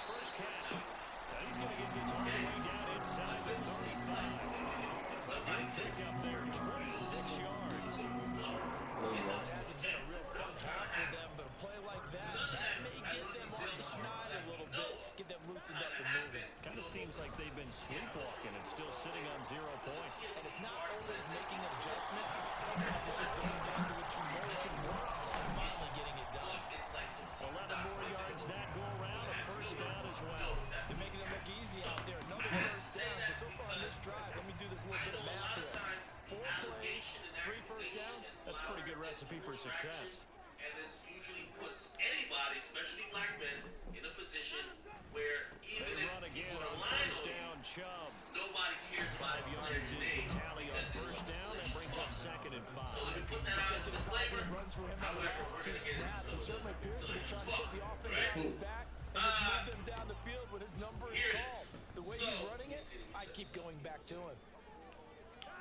Okay. Throw on second So it's is Sean Watson. Combs, the producer mobile, who has He been finds his man complete. That's 4. And he'll be out of bounds. That was good for 17 yards. And now they've got it first and goal. And you're throwing the ball down So, field. luxury island. This drive. Nice time to work one of the screen plays in. One of the play callers in the game has always told me he starts every game with 10 to 12 screens because if he starts feeling the pressure from the defense, he uses their aggressiveness against them.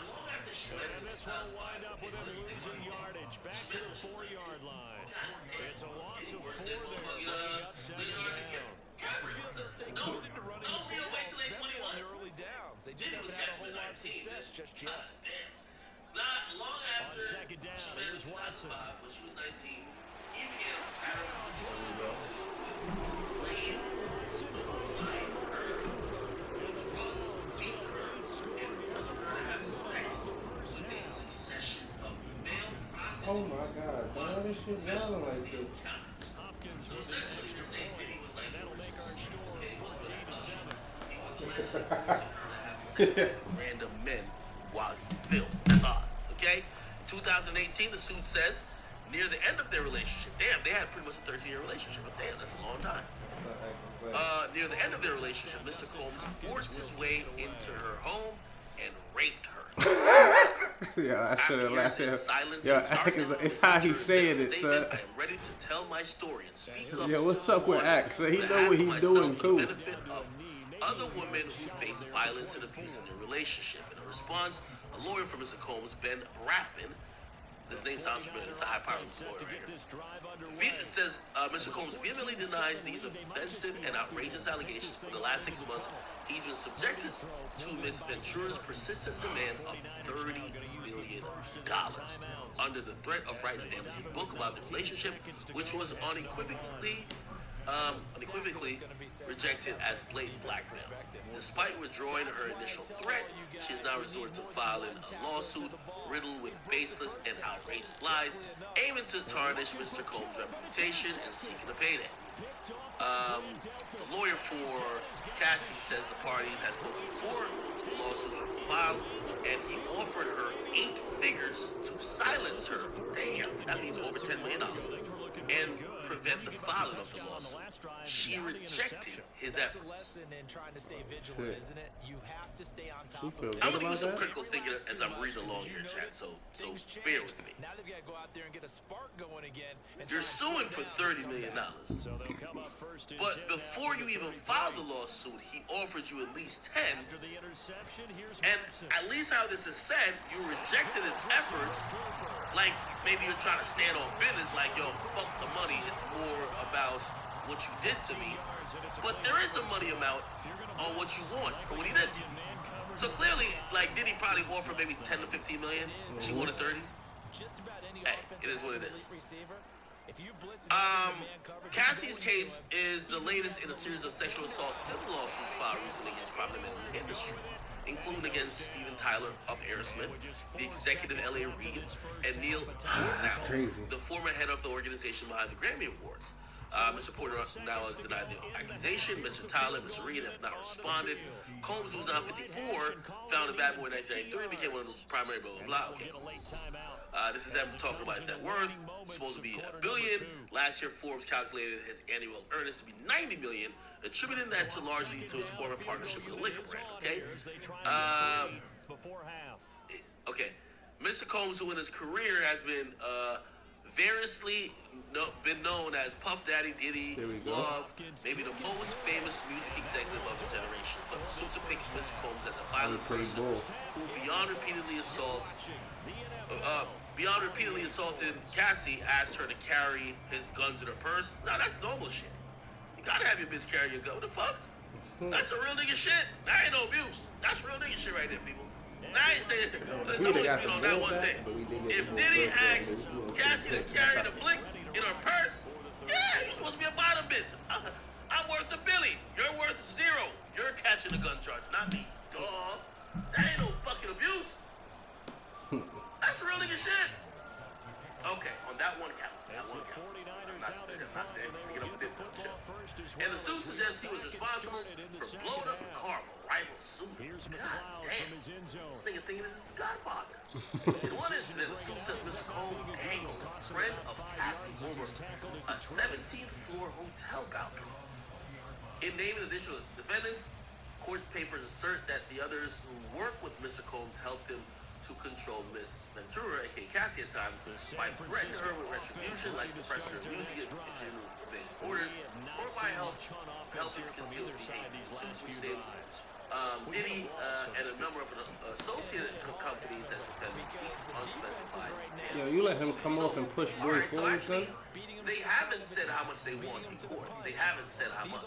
I guess Diddy's lawyers claim it is $30 million because that's what they asked him for before they filed the lawsuit.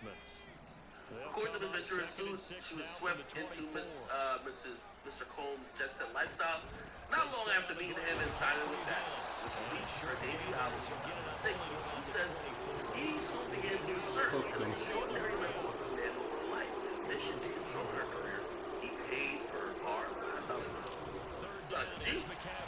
Again, only commented on that one thing. Him paying for her stuff. On the It's 24th? interesting now. Oh, he His going for it? control back then is probably considered tricky, right? In addition to controlling her career, he paid for her car, apartments, and clothing.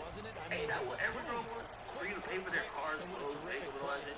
And, okay, this is an invasive part. And even had access to her personal medical records. According to the suit, What? results from MRI scans she had from memory loss. Oh shit, possibly caused by drug use or by a beat she says she suffered from Mr. Combs. It went directly to Mr. Combs. That's the result of the MRI scan. Mr. Combs also provided Cassie. Talking about Brock Purdy got a star next to his name? And urged her to take them, the suit says, and often became violent, beating her. How the hell is Brock Purdy got a star next to his name? Cassie never went to the police because she feared it would mirror Brock Purdy? Mr. Combs, another excuse to hurt her. The drag route, because they run it at varying speeds. Because the key is to create hesitancy. Some people would say, well, why didn't you So leave? empathetic for those DBs, aren't you? There's cycle abuse, right?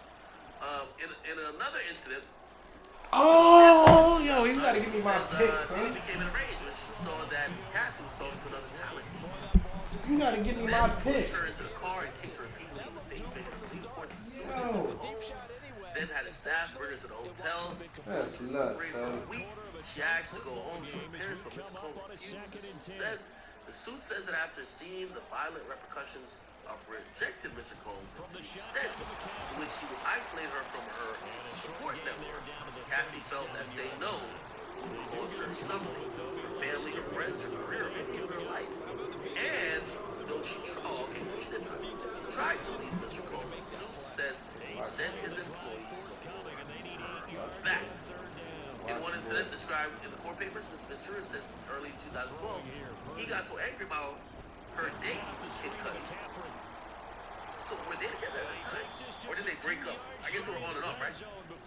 So he got so angry about her dating Kid Cudi that he said he would blow up the rapper's car. Around that time, the suit says, Kid Cudi's car exploded in his driveway. Through his spokeswoman, Kid Cudi confirmed Cassie's account that he had a car that exploded. This is all true. A few years into Cassie's relationship with Diddy, the suit says he began coercing her to engage in a fantasy of his own voyeurism, in which she was directed to have sex with a succession of male prostitutes while Mr. Combs watched, masturbated, and took pictures and shot video. Holy. Good! I ain't gonna lie, man. Yo, you bring other niggas to fuck your bitch? Yeah, that's some gay shit. I ain't gonna if you can masturbate to another nigga in your bitch, nigga, porn is one. You bring another tough back Negro who's long dick in your bitch and you jerking off niggas? Okay? I don't even think Adam 22 would do some shit like that. He white. They'll try and pick it up in McCaffrey. According to the suit, did he call these encounters freak-offs? Christian McCaffrey, his second touchdown of the afternoon. Which involved costumes, like masquerade masks, lingerie. They continued for years, taking place at high-end hotels across the United States and Mr. Combs' homes. The suit says he instructed her to search the website of escort services to procure male sex workers. Drugs were supplied at these events, which Miss Ventura's suit says she took because they allowed her to disassociate during these horrific encounters. According to the suit, Cassie would delete these videos from the incident, from these incidents that have been shot on her phone. But Diddy told her he still had access to those videos, and on one flight, once made her watch a video she thought she deleted. The suit says as a result of these sexual encounters in different cities, she was a victim of sex trafficking. The suit accused Mr. Combs of sexual battery, sexual assault, and violations of New York City gender-motivated violence law. The suit includes several accounts of her unsuccessful attempts to escape Mr. Combs' control. In one example, the suit says during a freak-off. God damn it, that sounds nasty. A freak-off. In a Los Angeles hotel in 2016, an intoxicated Mr. Combs punched Cassie in the face, giving her a black eye. He fell asleep and she tried to leave the room. Mr. Combs woke up and followed her into the hallway, where he threw glass vases at her, sending glass shattering to the court. According to court filing, the hotel security cameras captured the incident. But the suit says Mr. Combs paid the hotel footage. The court filing says that teenagers, Mrs. Combs and Ms. Ventura met before dinner. He forced himself into her apartment and raped her while she repeatedly said no and tried to push her away. After that, the suit said she looked good. She then married Alex Fine, a personal trainer, the following year, and now has 2 young children. According to complaint, her association with Bad Boy ended in 2019. Okay. Her case, like others, recent sexual assault lawsuits, brought under the Adult Survivors Act, a New York law that allows people to say they were victims of sexual abuse to file civil suits after the statute of limitations has expired. The 1-year window to bring cases under this law ends next week. Okay? So I guess there's a statute of limitation, but this act makes the statute of limitations even longer. And I guess, you know, the window ended like next week. The law is cited in Ms. Ventura's complaint, and in a statement she addressed its importance. With the expiration of blah blah fast approaching, it became clear this was an opportunity to speak about the trauma I've experienced, and that I will be recovering for the rest of my life. The 49er offense set to get this drive underway. They're rocking and rolling. You know we got a loss. Right here. Right here. Maybe it's one of those games where coaches say okay. Now, before we get into this, I will say this. By the way, I want to be delicate with this because I do know that successful black men could be targets or targeted of claims or accusations that, even if baseless, still hurts them. And I'm not sticking up for Diddy in the least, but understanding that I have to have some type of delicacy while discussing some of this. Now, some of these assertions I won't even say doesn't mean it's true, but we are going to be making some assumptions. Okay, just to be very clear. For example, I do think it's odd that in the last 2 to 3 years, I believe that Diddy has completely shifted his image. His image has gotten cleaned up a lot, right? You know, Diddy's kind of been known as that playboy type of guy, whatever. While, yes, some of his, you know, chauvinistic, you know, bachelor attitudes, or like, you know, him having multiple girls, or a harem of girls still exist because people hear about it, know about it. His attitude towards women and people in general has changed, first and foremost. And these things that come to mind, it doesn't mean what these accusations are saying is true, it doesn't mean they're false. Diddy recently tried to get everybody to sign NDAs. That was hard. He said, I'll give y'all all backyard publishing. By the way, a lot of people tried to get their publishing for a long time. Nobody could get it back. Randomly last year, hey, that was Diddy planning for this. Now Watson. That was Diddy planning for this. Diddy offered publishing and other things back to everybody as long as they signed an ironclad NDA. Now they've got to work towards getting another couple of steps. Why? And forcing them I imagine Diddy foresaw a day where this would come out and other people with maybe similar stories would try to pile on and almost create an avalanche effect to where they did to Russell Simmons. You know, that nigga live in Bali. That nigga's meditating right now. Right now, nigga. Sitting Indian style nigga with that bald head of his, meditating right now. Okay? They did it to L.A. Reid. They did it to a bunch of people. I could, if you guys don't remember, the girl from Danny Kane talking about it, I could pull up her clip where she basically said, hey, I told all the other girls, do not sign this thing for the publishing because of this NDA thing. Right? I could pull that up, but, you know, just keep that in mind. Second, did he change his name to Lil? Like I play around. Like, you know what I mean? Like, Diddy all of a sudden is the most peaceful nigga on earth. Brother love. Yo, Cam, you here, son? Third of all, even when talking about a side chick, which we all know Carisha is, Diddy seemed very docile. She did what she wants. No, it's Carisha, anything she wants. Like, which obviously, I never thought that was his get down with women. I thought he kind of ran an ironclad show, and if these bitches get out of line, you know what I mean? Oh, man. So when I saw him talk about Carisha like that, son. Okay, maybe this nigga's really. Oh, he dropped that's it. like smack in it. But you could probably use all three of those things I mentioned to say that's Diddy cognizantly trying to change his image, especially as it resulted or had to do with women in the last few years. Does that make sense? Does that make sense?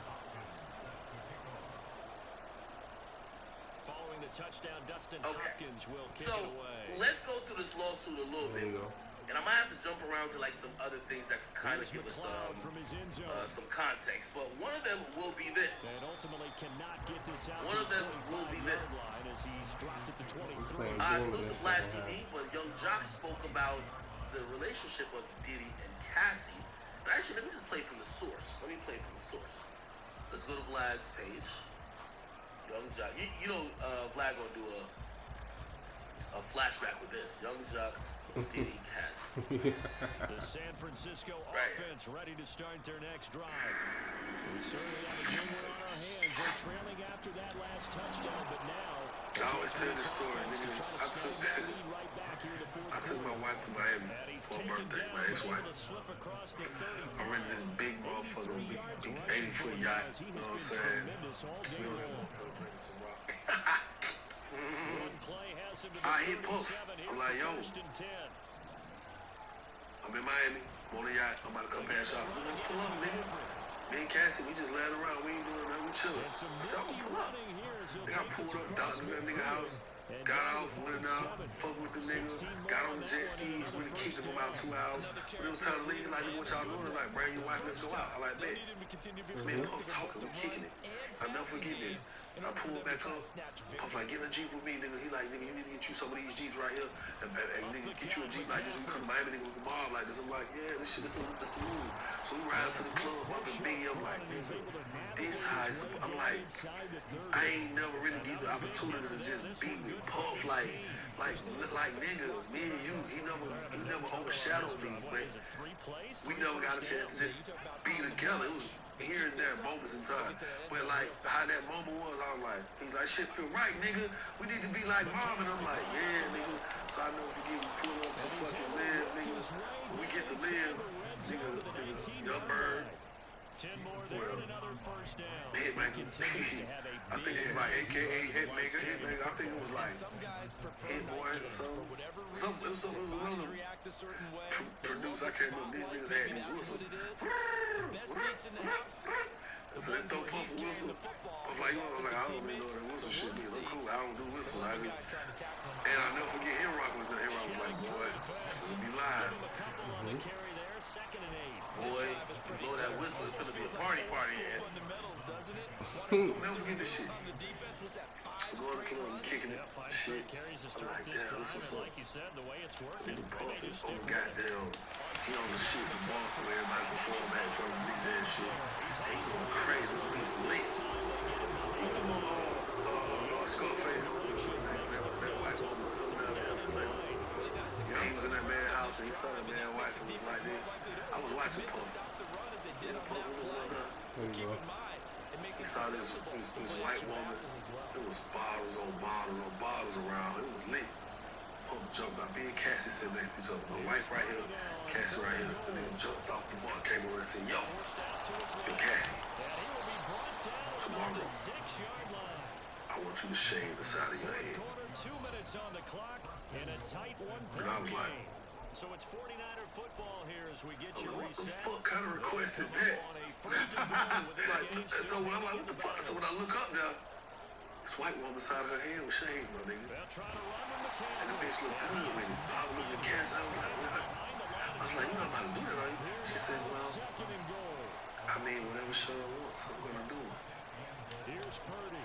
I was like, well, you make sure you send me a picture before you do that shit. So within like 2-3 days, she sent me a picture. I'm like, she shaved her motherfucking head.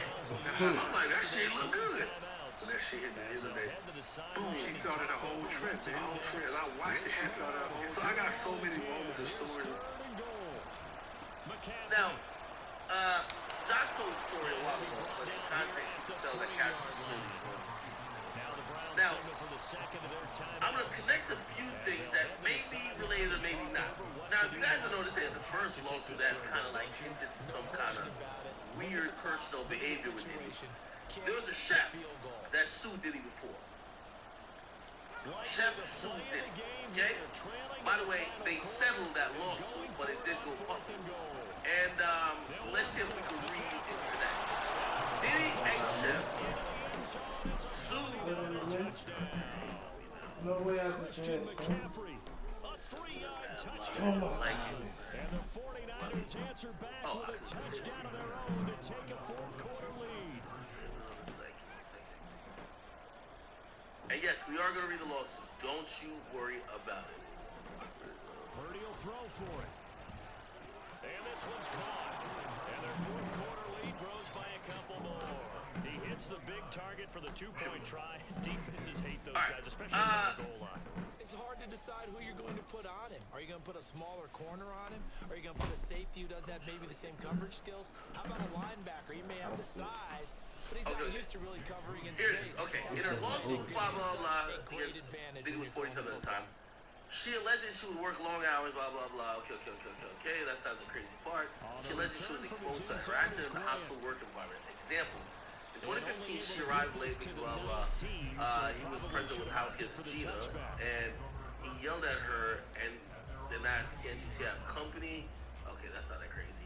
Then, okay. She said that when she finished making breakfast, she brought the food to Diddy's bedroom and knocked first, then entered to set up the meal. Upon entering, I noticed Mr. Combs and his guests indisposed and engaged in sexual activity. To throw, Watson. She also claimed that in 2015, Diddy's manager commented on the size of her lips, and he and one of her bosses asked a number of sexual oriented questions.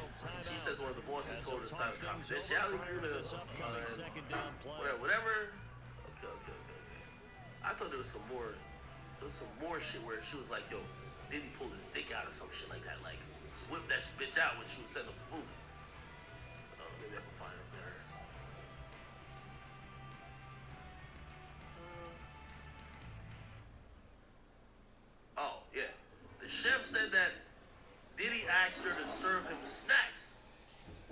had sex.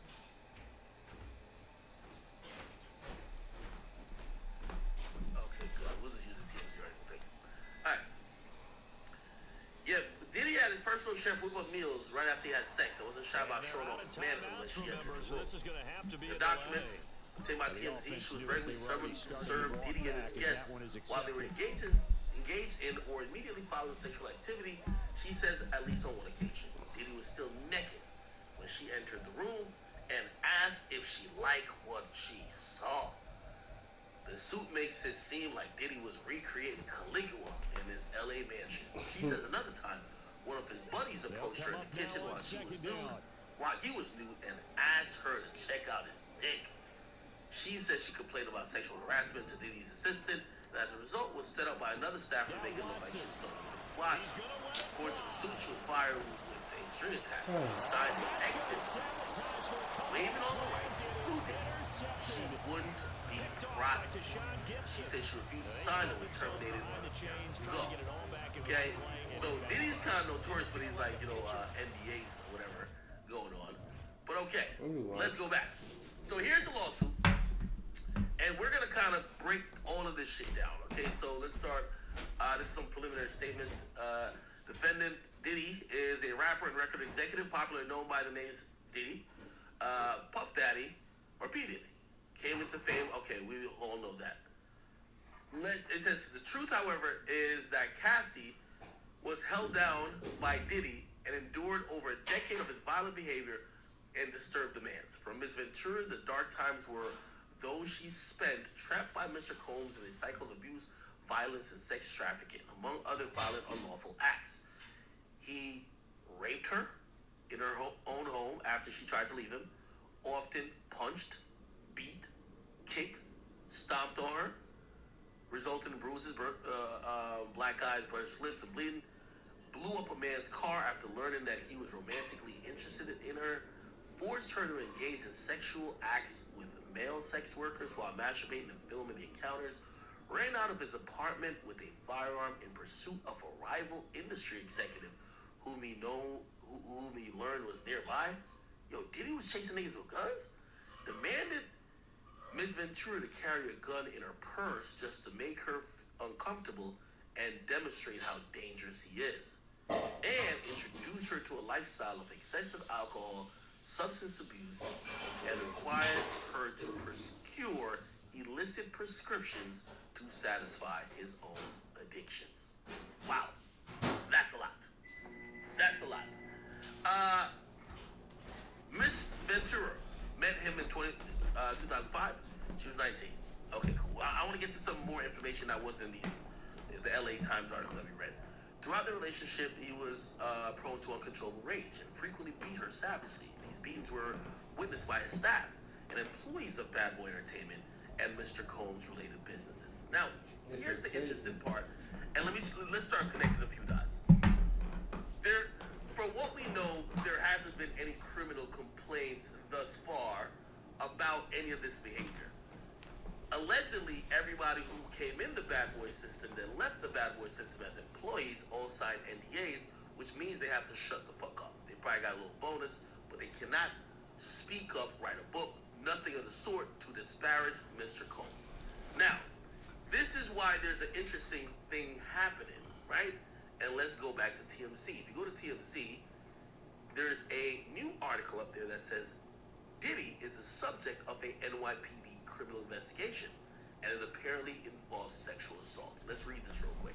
By the way, this was printed today at, it looks like 9 p.m., okay? Look, 9 p.m. Eastern Time. Diddy is the subject of a secret NYPD investigation, and although it's unclear if his ex, Cassie, made a criminal complaint, there's strong evidence it involves sexual assault. They tell TMZ there's an open case with the name Sean Combs, where it told an active case. Active. Okay, so it's not something that was cleared. But the case file has been locked, which means it's a sensitive case where access is restricted. As we reported, Cassie has filed an explosive federal lawsuit which alleges rape and human trafficking, among other accusations. We inquired about the case at NYPD, and they respond with a statement. The NYPD takes sexual assault and rape case extremely serious and urges anyone who has been a victim to file police report. so it can perform a comprehensive investigation and offer support and services to survivors. It was seen based on a statement, not only is this sexual assault case, but the NYPD is actively looking for other alleged victims. They might be trying to hardline this thing, like, which means let's get all the people he done fucked with, get them on one big like, you know what I mean, criminal complaint and sink this thing. We contacted other law enforcement in numerous jurisdictions Cassie mentions in her complaint, include Miami, Beverly Hills, Los Angeles, and at every juncture we got the same reply: no police report has been filed as it pertains to Cassie or Diddy, and no investigation has been launched. Now, that's interesting. I don't know if those police precincts would be at liberty to discuss that with the media, like TMZ, even though TMZ is pretty like crafty with getting sources. But here's the thing: I think Los Angeles is pretty much where a lot of people claim the fuckery with Diddy happened. Like, he had this LA mansion, and it was a freak fest. You know what I mean? Like, he was bringing people in from LA to fuck the girls. Yo, look how beautiful Cassie is. Yo, niggas be sick, bro. Like, again, I don't know if I believe all this shit. You know, again, this is he said, she said at this point. Obviously, you're gonna have to take a personal opinion if you want to believe it or not.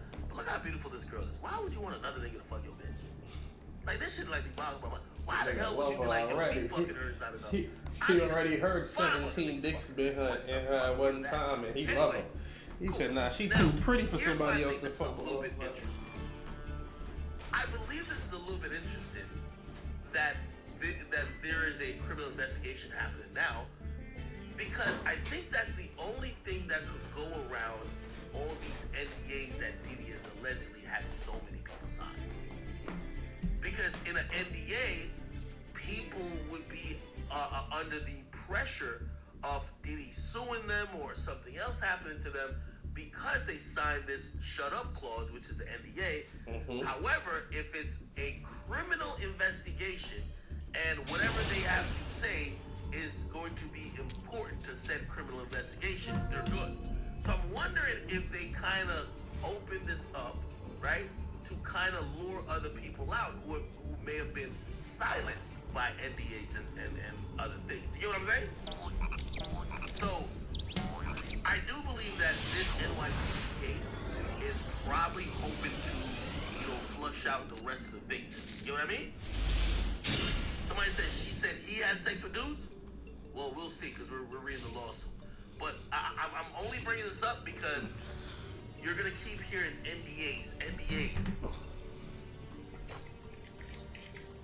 The fuck? How did this shit just move like that?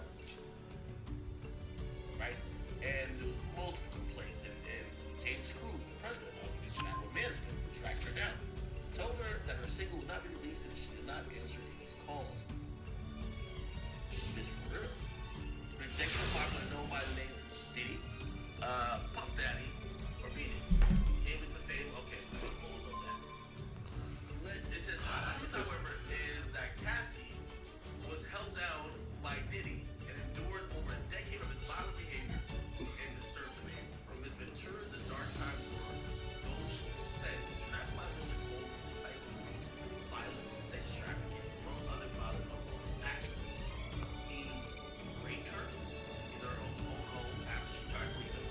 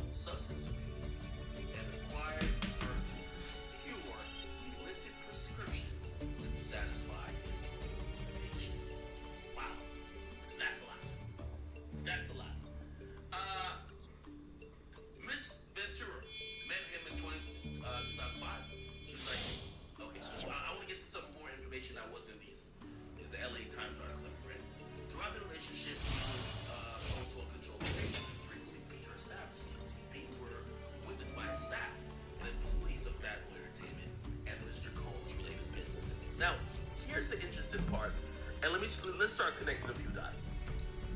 There, from what we know, there hasn't been any criminal complaints thus far about any of this behavior.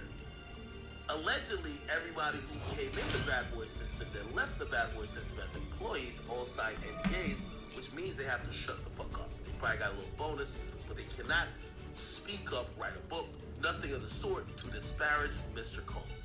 Now, this is why there's an interesting thing happening, right? And let's go back to TMC. If you go to TMC, there's a new article up there that says Diddy is the subject of a NYPD criminal investigation, and it apparently involves sexual assault. Let's read this real quick. By the way, this was printed today at, it looks like 9 p.m. Okay? Look, 9 p.m. Eastern Time. Diddy is the subject of a secret NYPD investigation, and although it's unclear if his ex, Cassie, made a criminal complaint, there's strong evidence that it involves sexual assault. They tell TMZ there's an open case with the name Sean Combs. We're told it's an active case. Active. Okay? So it's not something that was cleared. But the case file has been locked, which means it's a sensitive case where access is restricted. As we reported, Cassie has filed an explosive federal lawsuit which alleges rape and human trafficking, among other accusations. We inquired about the case at NYPD, and they respond with a statement. The NYPD takes sexual assault and rape cases extremely serious and urges anyone who has been a victim to file a police report so we can perform a comprehensive investigation and offer support and services to survivors. It was seen based on the statement, not only is this sexual assault case, but the NYPD is actively looking for other alleged victims. They might be trying to argue on his team, which means let's get all the people he done fucked with, get them on one big, like, you know what I mean, criminal complaint, and sink this thing. We contacted other law enforcement in numerous jurisdictions Cassie mentions in her complaint, including Miami, Beverly Hills, Los Angeles, and at every juncture, we got the same reply. No police report has been filed as it pertains to Cassie or Diddy, and no investigation has been launched. Now, that's interesting. I don't know if those police precincts would be at liberty to discuss that with the media, like TMZ, even though TMZ is pretty like crafty to get sources. But here's the thing: I think Los Angeles is pretty much where a lot of people claim the fuckery with Diddy happened. Like he had this LA mansion, and it was a freak fest. You know what I mean? Like he was getting pretty good, you know what I mean? LA to fuck the girls. Yo, look how beautiful Cassie is. Yo, niggas be sick, bro. Like, again, I don't know if I believe all this shit. You know, again, this is he said, she said at this point. Obviously, you're going to have to take a personal opinion if you want to believe it or not. Look how beautiful this girl is. Why would you want another nigga to fuck your bitch? Like, this shit, like, boggles my mind. Why the hell would you be like, yo, me fucking her is not enough? I need to see 5 other niggas fuck her. What the fuck is that? Anyway, cool. Now, here's why I think this is a little bit interesting. I believe this is a little bit interesting that there is a criminal investigation happening now, because I think that's the only thing that could go around all these NDAs that Diddy has allegedly had so many people sign. Because in an NDA, people would be under the pressure of Diddy suing them or something else happening to them because they signed this shut up clause, which is the NDA. However, if it's a criminal investigation and whatever they have to say is going to be important to said criminal investigation, they're good. So I'm wondering if they kind of open this up, right, to kind of lure other people out who may have been silenced by NDAs and other things. You get what I'm saying? So I do believe that this NYPD case is probably hoping to, you know, flush out the rest of the victims. You know what I mean? Somebody said she said he had sex with dudes. Well, we'll see, because we're reading the lawsuit. But I'm only bringing this up because you're gonna keep hearing NDAs, and the only thing, or one of the things that usually helps alleviates people shutting up because of an NDA is a investigation by the police, right? Okay, here we go. Yeah. So the beatings. So again, for example, if the beatings were witnessed by, if the beatings were witnessed by Mr. Combs' staff and employees of Bad Boy Entertainment, that means they're witnesses, right? But of course, they're NDAs. So now that the investigation has been opened up, I seen them beat her ass. I seen them, you know, do whatever. They said no one would speak up against their frightening and ferocious boss. Following these episodes of horrific abuse, he would immediately attempt to hide her and hide evidence of his violent rage. He often showered her with gifts following the incidents, a typical pattern. Yo, what? Of behavior by serial abusers. In addition to the physical assaults, he frequently reminded her of his ability to cause serious harm, whether by requiring her to carry his gun in her purse, or by blowing up the car of a musician that was romantically interested in her. At an insult to injury, he used illegal substances and threats of violence to force her into repeated unwanted sexual encounters with male sex workers. Over the years, Diddy abused her physically and sexually. She again tried to escape. Every time she hid, his vast network of corporations and affiliated entities found her, and for those who worked for Mr. Combs' companies, implored her to return to anywhere that's far to implicitly state that her failure to return would hinder her success in the entertainment industry. When she finally believed she separated from her longtime abuser, she joined Mr. Combs for dinner, after which he, if you were trying to get away from him for so long, why would you join him for dinner? Okay, whatever. Joined him for dinner, after which he forced her into her home. Okay, so he forced her into her home and then raped her while she repeatedly said no and pushed him away. She's not fully escaped him, but the harm of the assault will last forever. Okay, alright, cool. Alright. There's the parties. So, defendant Sean Combs as Diddy, Bad Boy Entertainment's being sued. Bad Boy Records LLC being sued. Epic Records is being sued. Okay. Combs Enterprises is being sued. By the way, the liquor brand that Diddy has falls up under here. So all the money that Diddy got from Ciroc or De Leon comes through here, this company, okay? His music money comes through here. And I think this is a subsidiary of Bad Boy Entertainment, to be honest, yeah. Okay, and defendant dope corporations 1 to 10 are other corporations and entities affiliated and associated with Mr. Combs or the defendant's corporations. Okay, cool. And some were employees. At all relevant times, they were employees of the plaintiff. Okay, cool. Alright, so factual allegations. Let's do this.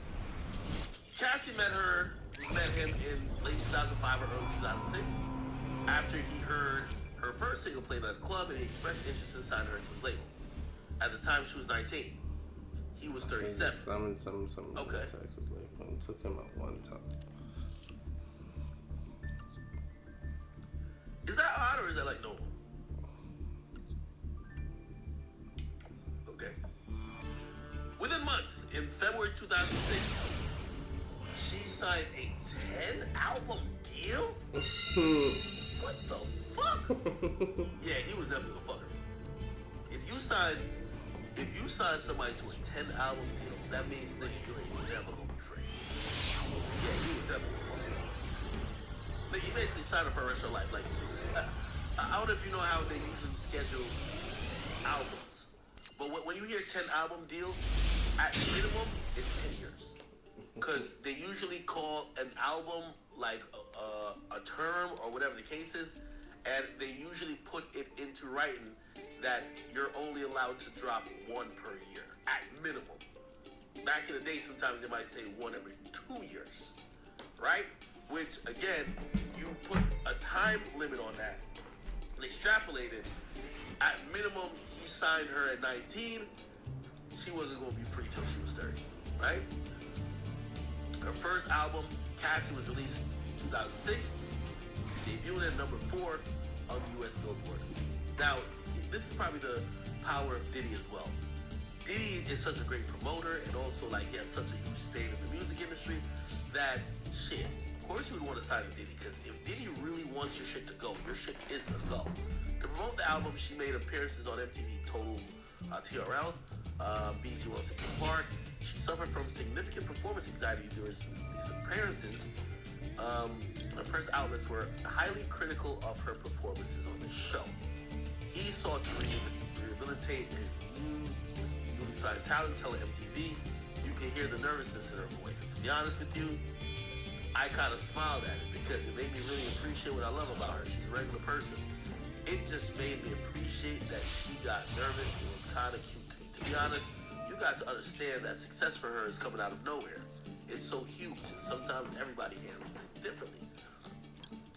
While clearly paternalistic in noting that it was cute to him how regular Miss Ventura appeared, his comments rang true to some extent alongside the bad boy. Cassie was quickly thrusted in the spotlight and was unfamiliar with how to navigate her new celebrity status. His recognition and glorification of Cassie's naivete proved to set the groundwork for his manipulative and coercive romantic and sexual relationship with Miss Ventura, a woman who was 2 decades his junior. Within a year of signing to Bad Boy Records, he became deeply entrenched in her life, almost immediately asserting possession and control over her, and inserting himself into all aspects of her career and personal life. In 2006, he invited her to perform his song "Come to Me" along with him at the MTV Europe Music Awards in Copenhagen, Denmark. After rehearsal for the performance, he walked around in a robe with a drink in his hand, blowing his lavish party lifestyle to his label's newly signed artists. During hair and makeup leading to the performance, Cassie's hairstylist and Mr. Combs' makeup artist told Cassie that Mr. Combs was interested in her. She shrugged off the gossip and, in fact, expressed disgust given the large age gap between her and the president of her record label, emphasizing the age and power dynamic. Early in their working relationship, Diddy positioned himself as a father figure and a protector of Mrs. Ventura. By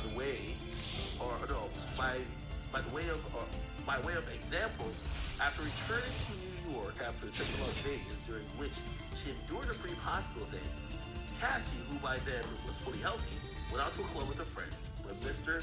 Combs saw her out, he reprimanded her, telling her to go home and take care of herself. At the time, Cassie thought that the record label was looking out for her well-being, and that Diddy had her best interests in mind. Diddy also ensured he was intertwined with Cassie's personal and social life, for instance, by inviting himself to Cassie's 21st birthday party.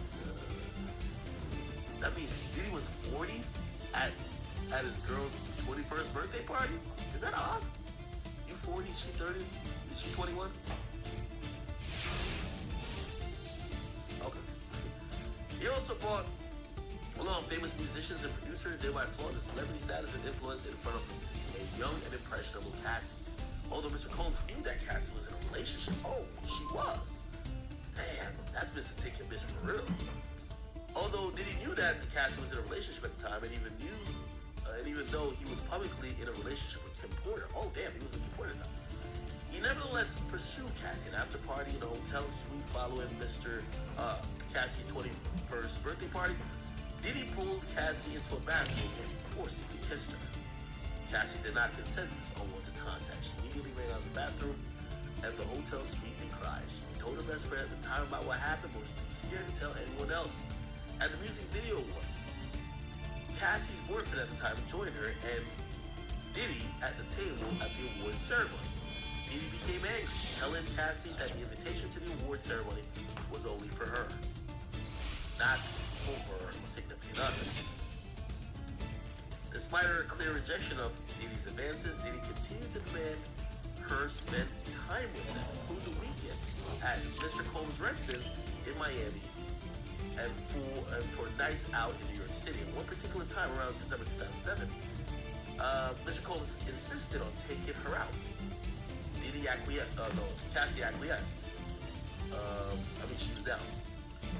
Fearing that rejecting Diddy's request would have repercussions for her album deal with Diddy and his company Bad Boy Records. Diddy picked up the girl from the Manhattan apartment in a blue luxury vehicle. Damn, she got the memory. She was surprised when she got in the car. Dee Dee was already inebriated. He handed her a pill and told her to take it. And when Miss Ventura asked what the pill was, Dee Dee dismissed her and said she would like it. She later learned the pill was ecstasy, something that Cassie had never before tried, did not want to try. It was the first time Dee Dee had gotten Cassie high. Dee Dee then proceeded to drive recklessly at a high rate of speed down the west side highway of Manhattan. She was very scared, but she didn't dare object to Diddy, who appeared drunk, high, and agitated. Diddy took her to an upscale lounge in downtown Manhattan, where he proceeded to get into an altercation with the security staff, who would not permit Diddy to enter, presumably because he was belligerent. Cassie decided to go home. For the remainder of the night, Diddy messaged her incessantly, complaining that he left him high alone. Okay, that's a typo. What type of lawyer she got? This is a typo right here. It gotta be she. That she left him high alone. Okay. In early fall 2007, Diddy flexed his power and influence when he paid a promoter to create a fake flyer for a party hosted by Cassie. The fake posting allowed Cassie to have an excuse to go to Miami, Florida, and get away from her boyfriend by using the guise of a legitimate event she had to attend. She was stunned at how easily Diddy was able to recruit others to lie for him. Cassie was uncomfortable with the fake flyer, but because the request to go to Miami was made by the owner of the record label, and because she was scared to go against situations and face repercussions for her nascent career, Cassie agreed to join Mr. Combs in Florida. During this trip, Mr. Combs provided Cassie with a copious amount of drugs. She became more intoxicated than ever before. Her intoxication lasted throughout the weekend trip. As she wanted Mr. Combs to continue to support her career, she felt she could not refuse Mr. Combs' urging her to take more drugs. After providing her the drugs, Mr. Combs had sexual intercourse with Ventura during his trips. They're saying this is the first time they fucked. Within 2 years of meeting Combs, Cassie found herself lured into the immediate circle of her boss, the owner of a record label, the most powerful man in the music industry. From the very start of the relationship, Diddy exerted his power over Cassie. The dynamic was fueled by their near 20-year age difference, as well as their relative positions in the music industry, with Diddy considered a music mogul and Cassie at the very start of her career as an entertainer. Mr. Combs aggressively demanded an approach. Diddy's aggressive and demanding approach to those who he had worked with made it impossible for anyone to challenge him. And Cassie soon learned that Diddy insisted on blind loyalty from anyone in his inner circle. Although Cassie had saved up some earnings from her young modeling career, Diddy's ostentatious display of wealth was intimidating to her. Diddy paid for things with wads of cash and would repeatedly tell Cassie, "Don't worry about money, I got money." Diddy expensed lavish vacation for him and her, purchased a car for her, paid for an apartment, and provided her with extensive amounts of designer clothing. Around 2008 to 2009, he began to rent an apartment in Manhattan for Miss Ventura. The apartment was within walking distance of Mr. Combs' New York residence. He first showed Cassie the apartment by bringing her there along with her parents. Miss Ventura's parents were skeptical of the mogul's display of wealth, but proud of their daughter's newfound success. Around 2010, Diddy similarly paid for an apartment for Miss Ventura in Los Angeles, which was located about 5 minutes away from Mr. Combs' residence. He paid for many of her apartments in California and also purchased a Jaguar for her around 2013 to 2014. In all aspects of Cassie's life were controlled either by Mr. Combs or his management companies. Every event she went to, from travel to makeup to clothing, was paid for directly by Mr. Combs or affiliate companies. Compounding this all-encompassing intrusion into her life, Mr. Combs secured his control over a young and impressionable Cassie by introducing her to a drug-fueled lifestyle that kept her complacent and compliant. She first introduced Miss Ventura to opiates around 2008 and would often have pills out in the open like candy.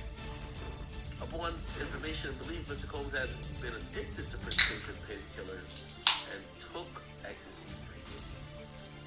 Okay, so Diddy was addicted to painkillers and ecstasy. Okay. At first, Cassie was given a prescription that Mr. Combs received from a doctor in Miami. Eventually, Diddy exhausted his supplies of pills, and he demanded that Cassie procure prescriptions from this Miami doctor in her own name.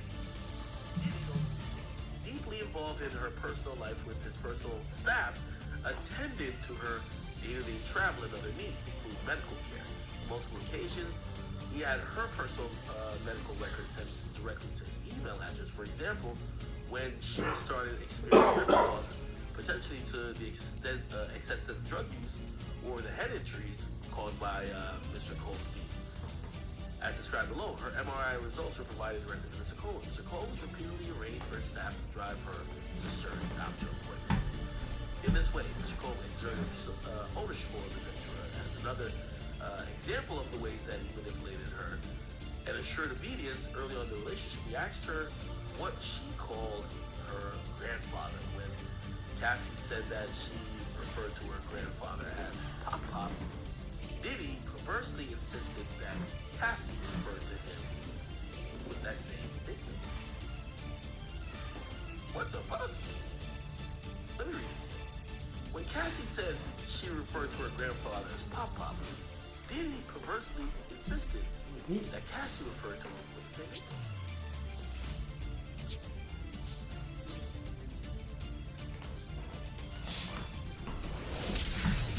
Okay. What started as a whirlwind of celebrity meetings and drug and alcohol-fueled parties, however, quickly turned frightened and violent.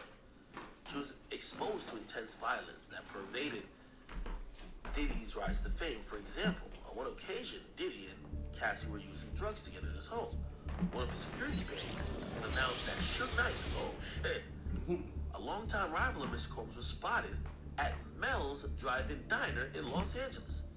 Mr. Combs began to get dressed, retrieved multiple guns from a safe, ran out of his home to where he believed Mr. Knight was dining. Cassie became terrified and began to cry. On at least 2 occasions, Diddy demanded that Ms. Ventura hold Diddy's gun in her purse. Cassie had no familiarity with guns, and she was petrified that the firearm would accidentally go off in her purse. There was no clear reason why Mr. Combs required her to hold his guns, except to reinforce to his young girlfriend that he was violent, powerful, and dangerous. Over the next decade, multiple times each year, Diddy would violently beat her, leaving bruises on her body, and after every instance in which he beat Cassie, Diddy used his money and power to orchestrate extensive efforts to hide his evidence of abuse, including by hiding Miss Ventura in a hotel for days at a time to let her bruises heal. In one such instance, after a party with Jay-Z, Mr. Combs beat her ass repeatedly to escalate. By kicking her and hitting her, he forced her out of the vehicle on 5th Avenue in New York City. She was eventually able to hail a cab and get to her apartment in Manhattan, where she cried in fear, realizing that there was no one she could tell about what happened at the hands of this incredible, powerful man. She spent the subsequent 3 days hiding in an apartment. In January 2009, after Mr. Combs learned that Miss Ventura had spoken to another music manager at a party in LA, he became enraged. She had hoped speaking to this manager would allow her to further grow her career and that Diddy would be happy for her, but instead he became extremely angry and pulled her out of the club where the party was taking place. In the car leaving the club, he beat her ass, pushed her into the corner of the vehicle, and given her the Little Reese 300 combo and a goddamn 8-town stop. Mr. Combs' security staff, Roger Bonds, tried to stop the beating, but was unable to de-escalate the situation. When the car arrived at Mr. Combs' residence, Cassie attempted to run away, but Diddy followed her and proceeded to kick her in the face. Goddamn. Cassie was bleeding profusely and was ushered into Diddy's crib, where she began to throw up from the violent assault. Upon recognizing the damage he had done, the physical evidence of the abuse, he panicked, forcing the staff to bring her to a hotel suite at the London Hotel in Los Angeles. Damn, he really met her ass at the London, huh? It's not funny. Where she was required to stay for a week. During the stay, as her injuries healed from beating, she finally realized that Mr. Combs' tremendous loyal network not only knew about and witnessed the assault, but also that these witnesses were not willing to do anything meaningful to stop Mr. Combs' behavior. She recognized she was powerless, and reporting Mr. Combs to the authorities would not alter his status or influence, would not alter Diddy's status or influence, but would merely give him another excuse to hurt her, okay? While in the hotel, she asked to go home to her parents, but Diddy wouldn't allow her. She lied to her mother when asked about online gossip that reported the assault. She proceeded to Diddy proceeded to instruct the assistant to purchase excessive amount of gifts for her, which was delivered to the hotel room where she remained trapped. She was terrified, isolated, unable to see the pathway out of the abusive hold that Diddy had on her life. She found herself becoming numb to the abuse she was experiencing and became... 1 second, Act. Let's see what Gene Deal talking about. Hey, I'm gonna let a few people come in here. I'm not gonna do any songs today. Now, don't have to do it. Not at all. Because evidently, people are not listening to what Big Gene has been saying. Here we go. Let me get some comments in here. We have not been listening. Let me see. Left, what up with you? Left, who we got up in here? Miss Here we Sweet go. D? Dino. This is crazy. Man, my eyes is, oh my God. Liquid gold, what up with you? Triple platinum? Oh God, gotta say Diamond Shorty, that's one of my members. What up, Diamond Shorty? How you doing, Diamond Shorty? What's good with you, Diamond Shorty? Okay, so they bought that money back, or something like that, or $1 million something, bought her apartment in the whole 9 yards. Now those people, I told people that they were going to get a group of people, a group of girls, that this girl's going to start coming out the woodwork. Now, Gina, she signed the ND, and the only reason that she'll probably come and not say anything regarding this Cassie thing if the people give her more than, I think it was allegedly that Puff gave her $2 million or something like that, or $1 million something, bought her apartment in the whole 9 yards. Now, if those people come to her and said what she said on, have her say what she said on Tasha K, they would have to buy her non-disclosure out, where that she may have to give Puff that money back, or she forfeits the money that she was getting from Puff. But if those people gonna give her $5 million for her, and I don't think they are, and pay Puff his $2 million, she walks away with $3 million. It could be. But what I was telling y'all is all coming into fruition. I told you, because he went after these people, and they are so the woodwork. People are going to come out the woodwork on this. If you haven't seen it, and if you don't know it, Cassidy just allegedly, or I think it's true, she filed a lawsuit for $30 million of the abuse and everything she had taken over the years. Hey, what's up? Yeah. All right, man.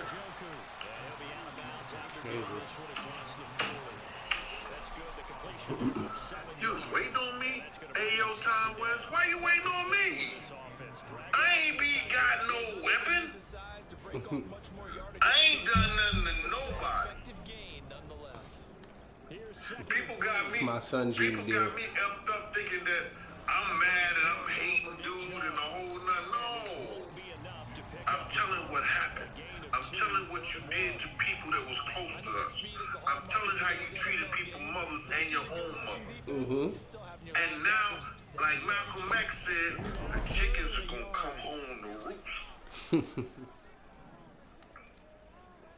That girl ain't gonna give up, cause she gonna have a strong people. Everybody think cause he got Ben Broadax, who's a high profile lawyer. We're gonna get a timeout. They'll have 2 remaining as we step aside here. From the synagogue. fourth down. Corey Bojorquez gets set to punt for Cleveland.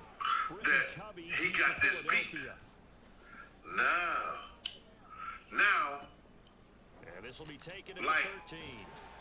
Officially, that'll go as a 52. Black Lives Matter and everybody else. And the Eagles will have it taking over When first Bill and 10. Cosby was facing all that bull crap, I want to see where all these other places and all these other people going to be at. This girl said that old boy had her having sex with other people. I can attest that to Kim. I know Kim was doing the same thing. On the ground, it's Swift to start the drive. I know Kim was doing the same thing. A 2nd and 9. Oh, there's plenty of traffic waiting for He always liked that play fighting shit and it end up somebody getting hurt. He be acting like he play fighting with him, roughing him up, beating him up. I can attest to seeing that. 2nd and 9 now from the I can attest to, yeah, motherfuckers say I'm a rat, say I'm a snitch, say whatever you want to say. But it ain't out of hate. It ain't that I'm mad at niggas. Nigga did it, he did it. That's caught by the big tight end. Nigga did it, he did it. Philadelphia picking up the first. It is what it is. 15. The first drive here and the first time that we've called the big tight end's name, but I can assure you this, Charles, it won't be the last. No, it won't, because when he gets going, now it opens up opportunities on the perimeter because that'll draw the defense towards him in the middle. Bully Gotti show. Bully Gotti say, yeah, shit. They'll take this to the other side of midfield before going out of bounds. That's another gain of 15 on back-to-back plays. So a 1st and 10 upcoming. One of my moderators, and I gotta go on. I gotta go on YouTube because I gotta bring Rishi back. One of my moderators said, But he takes this one down yo, just shy of the 20.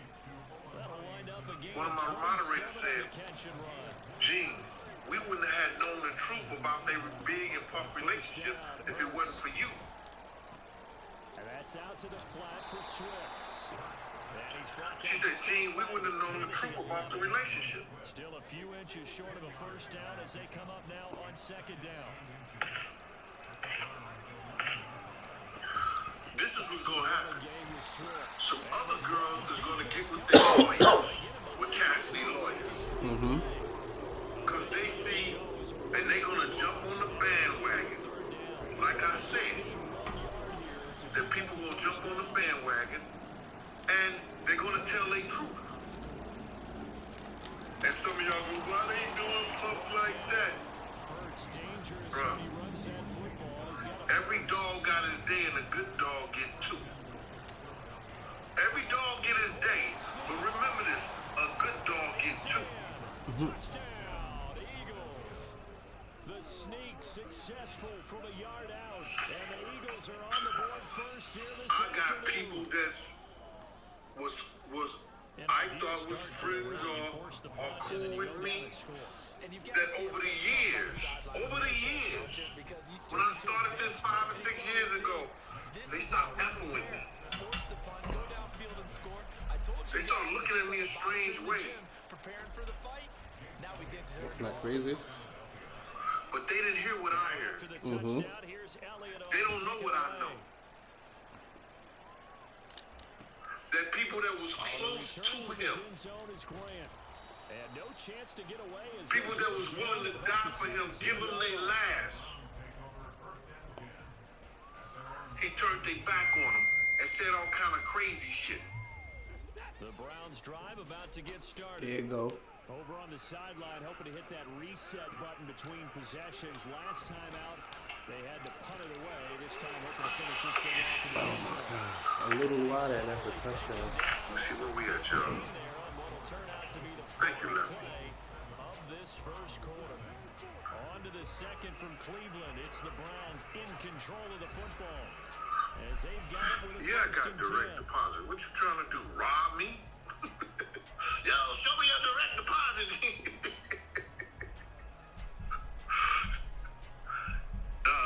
Because I'm checking account. So, Asha K show. None of y'all gave us some Asha K show. On the Tasha K show, this girl Gina came back, and she said how Back to throw, Watson. Puff kicked the baby out of her.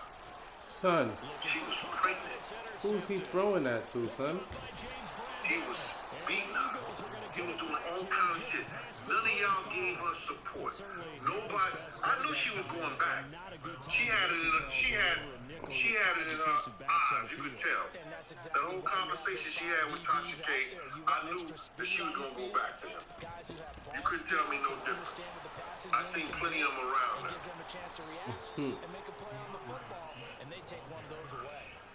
But Second down in the yard. if she tell her story, They'll stay on the ground with Swift. it would be a story like this. Just shy of midfield at the 49-yard line. That he's gonna play fight with you.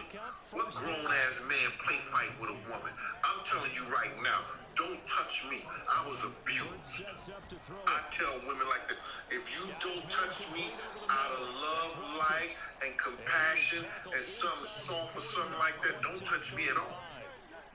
So a 1st and 10 upcoming from Don't hit me because you upset. Don't slap me. 7-yard line.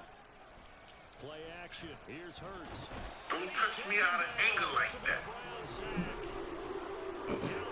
Breaking through. Because I got a bisexual hand that I forgot the name of. To make amends on Don't hit me. down in 17. And I'm totally against men hitting on women and stuff like that. Son, Now, you hit me what? one time and stuff like that, I'm going to let you get away with that, but I'm going to let you know, don't put your hands on me. Don't do that, mama. I'm going to leave. I'm going to walk away. I'm going to do everything a man's supposed to do. Don't do that play fight. Come on. Oh, that's a love time. But why am I blind? Because I love you. Get the... Oh, my God. The full team is involved in this game. Yeah, Gina Thompson. Go down the field, score. That was her name. Take the ball away on defense and go right back and score again. You got to like the way that's working for them. That's exactly right. Touchdown, turnover, touchdown, 2-score lead. She spilled her guts about the abuse and everything that happened to her. Dropped it. So a little bit of a turnover. He went right back though and got that omelet and crushed it. Now, y'all talk about witnesses. Worried about your hands though. She might be a witness. On the return from his end zone is Grant. And only Gary's Garage, Phillies up in here. Sharice Woods. What up, Sharice? King Jerome. That's crazy, son. Diddy signed, King Jerome said, did he sign a division like R. Kelly? So I don't know, man. The Cleveland offense ready to go. Hey, Angela Travis, she said I'm handsome. Thank you, Angela. Appreciate you. Fat ass trying to get it down, Angela. I want to hit the islands this summer. Like, What do we have on this play sheet that can work? Get back to basics is usually your answer. And make sure you find the guy who can move the ball fastest for you if you just get it in his yeah, hands. I'm G. Still second quarter with points on the board here. I think you're feeling They used to okay. babysit Christian. They would have some wars. Puff would get mad. He was with J-Lo. He would get mad because Kim was out with somebody else, and she'll call a babysitter that he had in her pocket, that he had in his pocket. Now, watch the babysitter come out. I mean, Christian babysitter. The little girl that used to babysit Christian. This team is not going to make it easy for you. They're a physical group, and we just saw it there. You ain't hearing from me. He came in, made the contact, just as he's trying to haul it in. I ain't say nothing about it.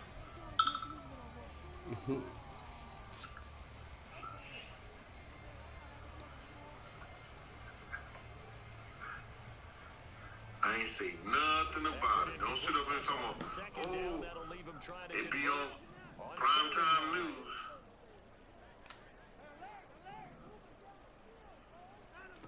Watson. It be on primetime news. Son. He said he was doing a little babysitter. That was only to get information from her about Kim. Do you hear me? That was only to get information from him about Kim. wherever Kim was at and whoever Kim was doing. Early. They add a pick six to the left.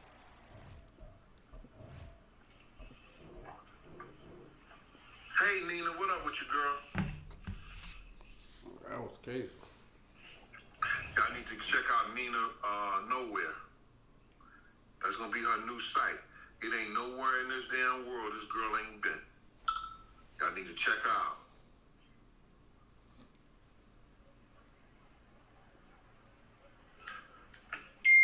Nina used to be one of the finest Caribbean sisters in the industry. She worked for a lot of record companies and everything like, but she was trying to be a video model come time, but she had her ass was too big. She had the slim waist with the ass that they buying now. Niggas know who I'm talking about if I'm gonna put you up on game. She had the Superman thing on her chest. Beautiful. Natural wavy curly hair from the Caribbeans. Hourglass. Your ass too big, Mom. Waist is thin enough, but that ass was. Now they buying, they going out there paying for it and putting it in the videos.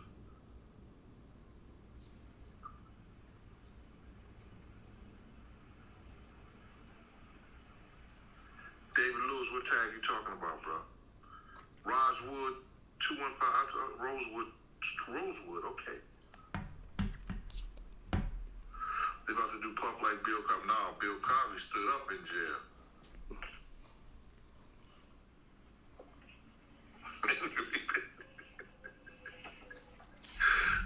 Bill Cosby stood up in jail. Nobody. I don't want. She wore sunglasses at night, right? I don't know. That I already had said to y'all. Some of y'all wrote it down. Y'all kept a mental thought of it, and y'all said, Gene said that people are going to be coming at him now.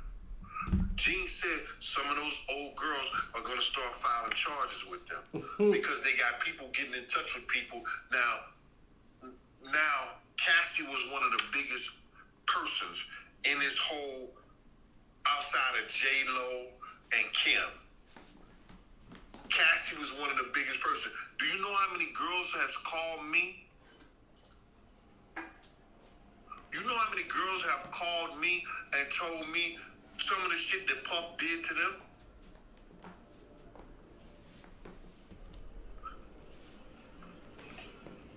Ma, what you want me to do? I'm not the police. I'm not a lawyer. Whatever I could tell you, you already know what you're supposed to do. Now, since Cassie came out, guess what's happening?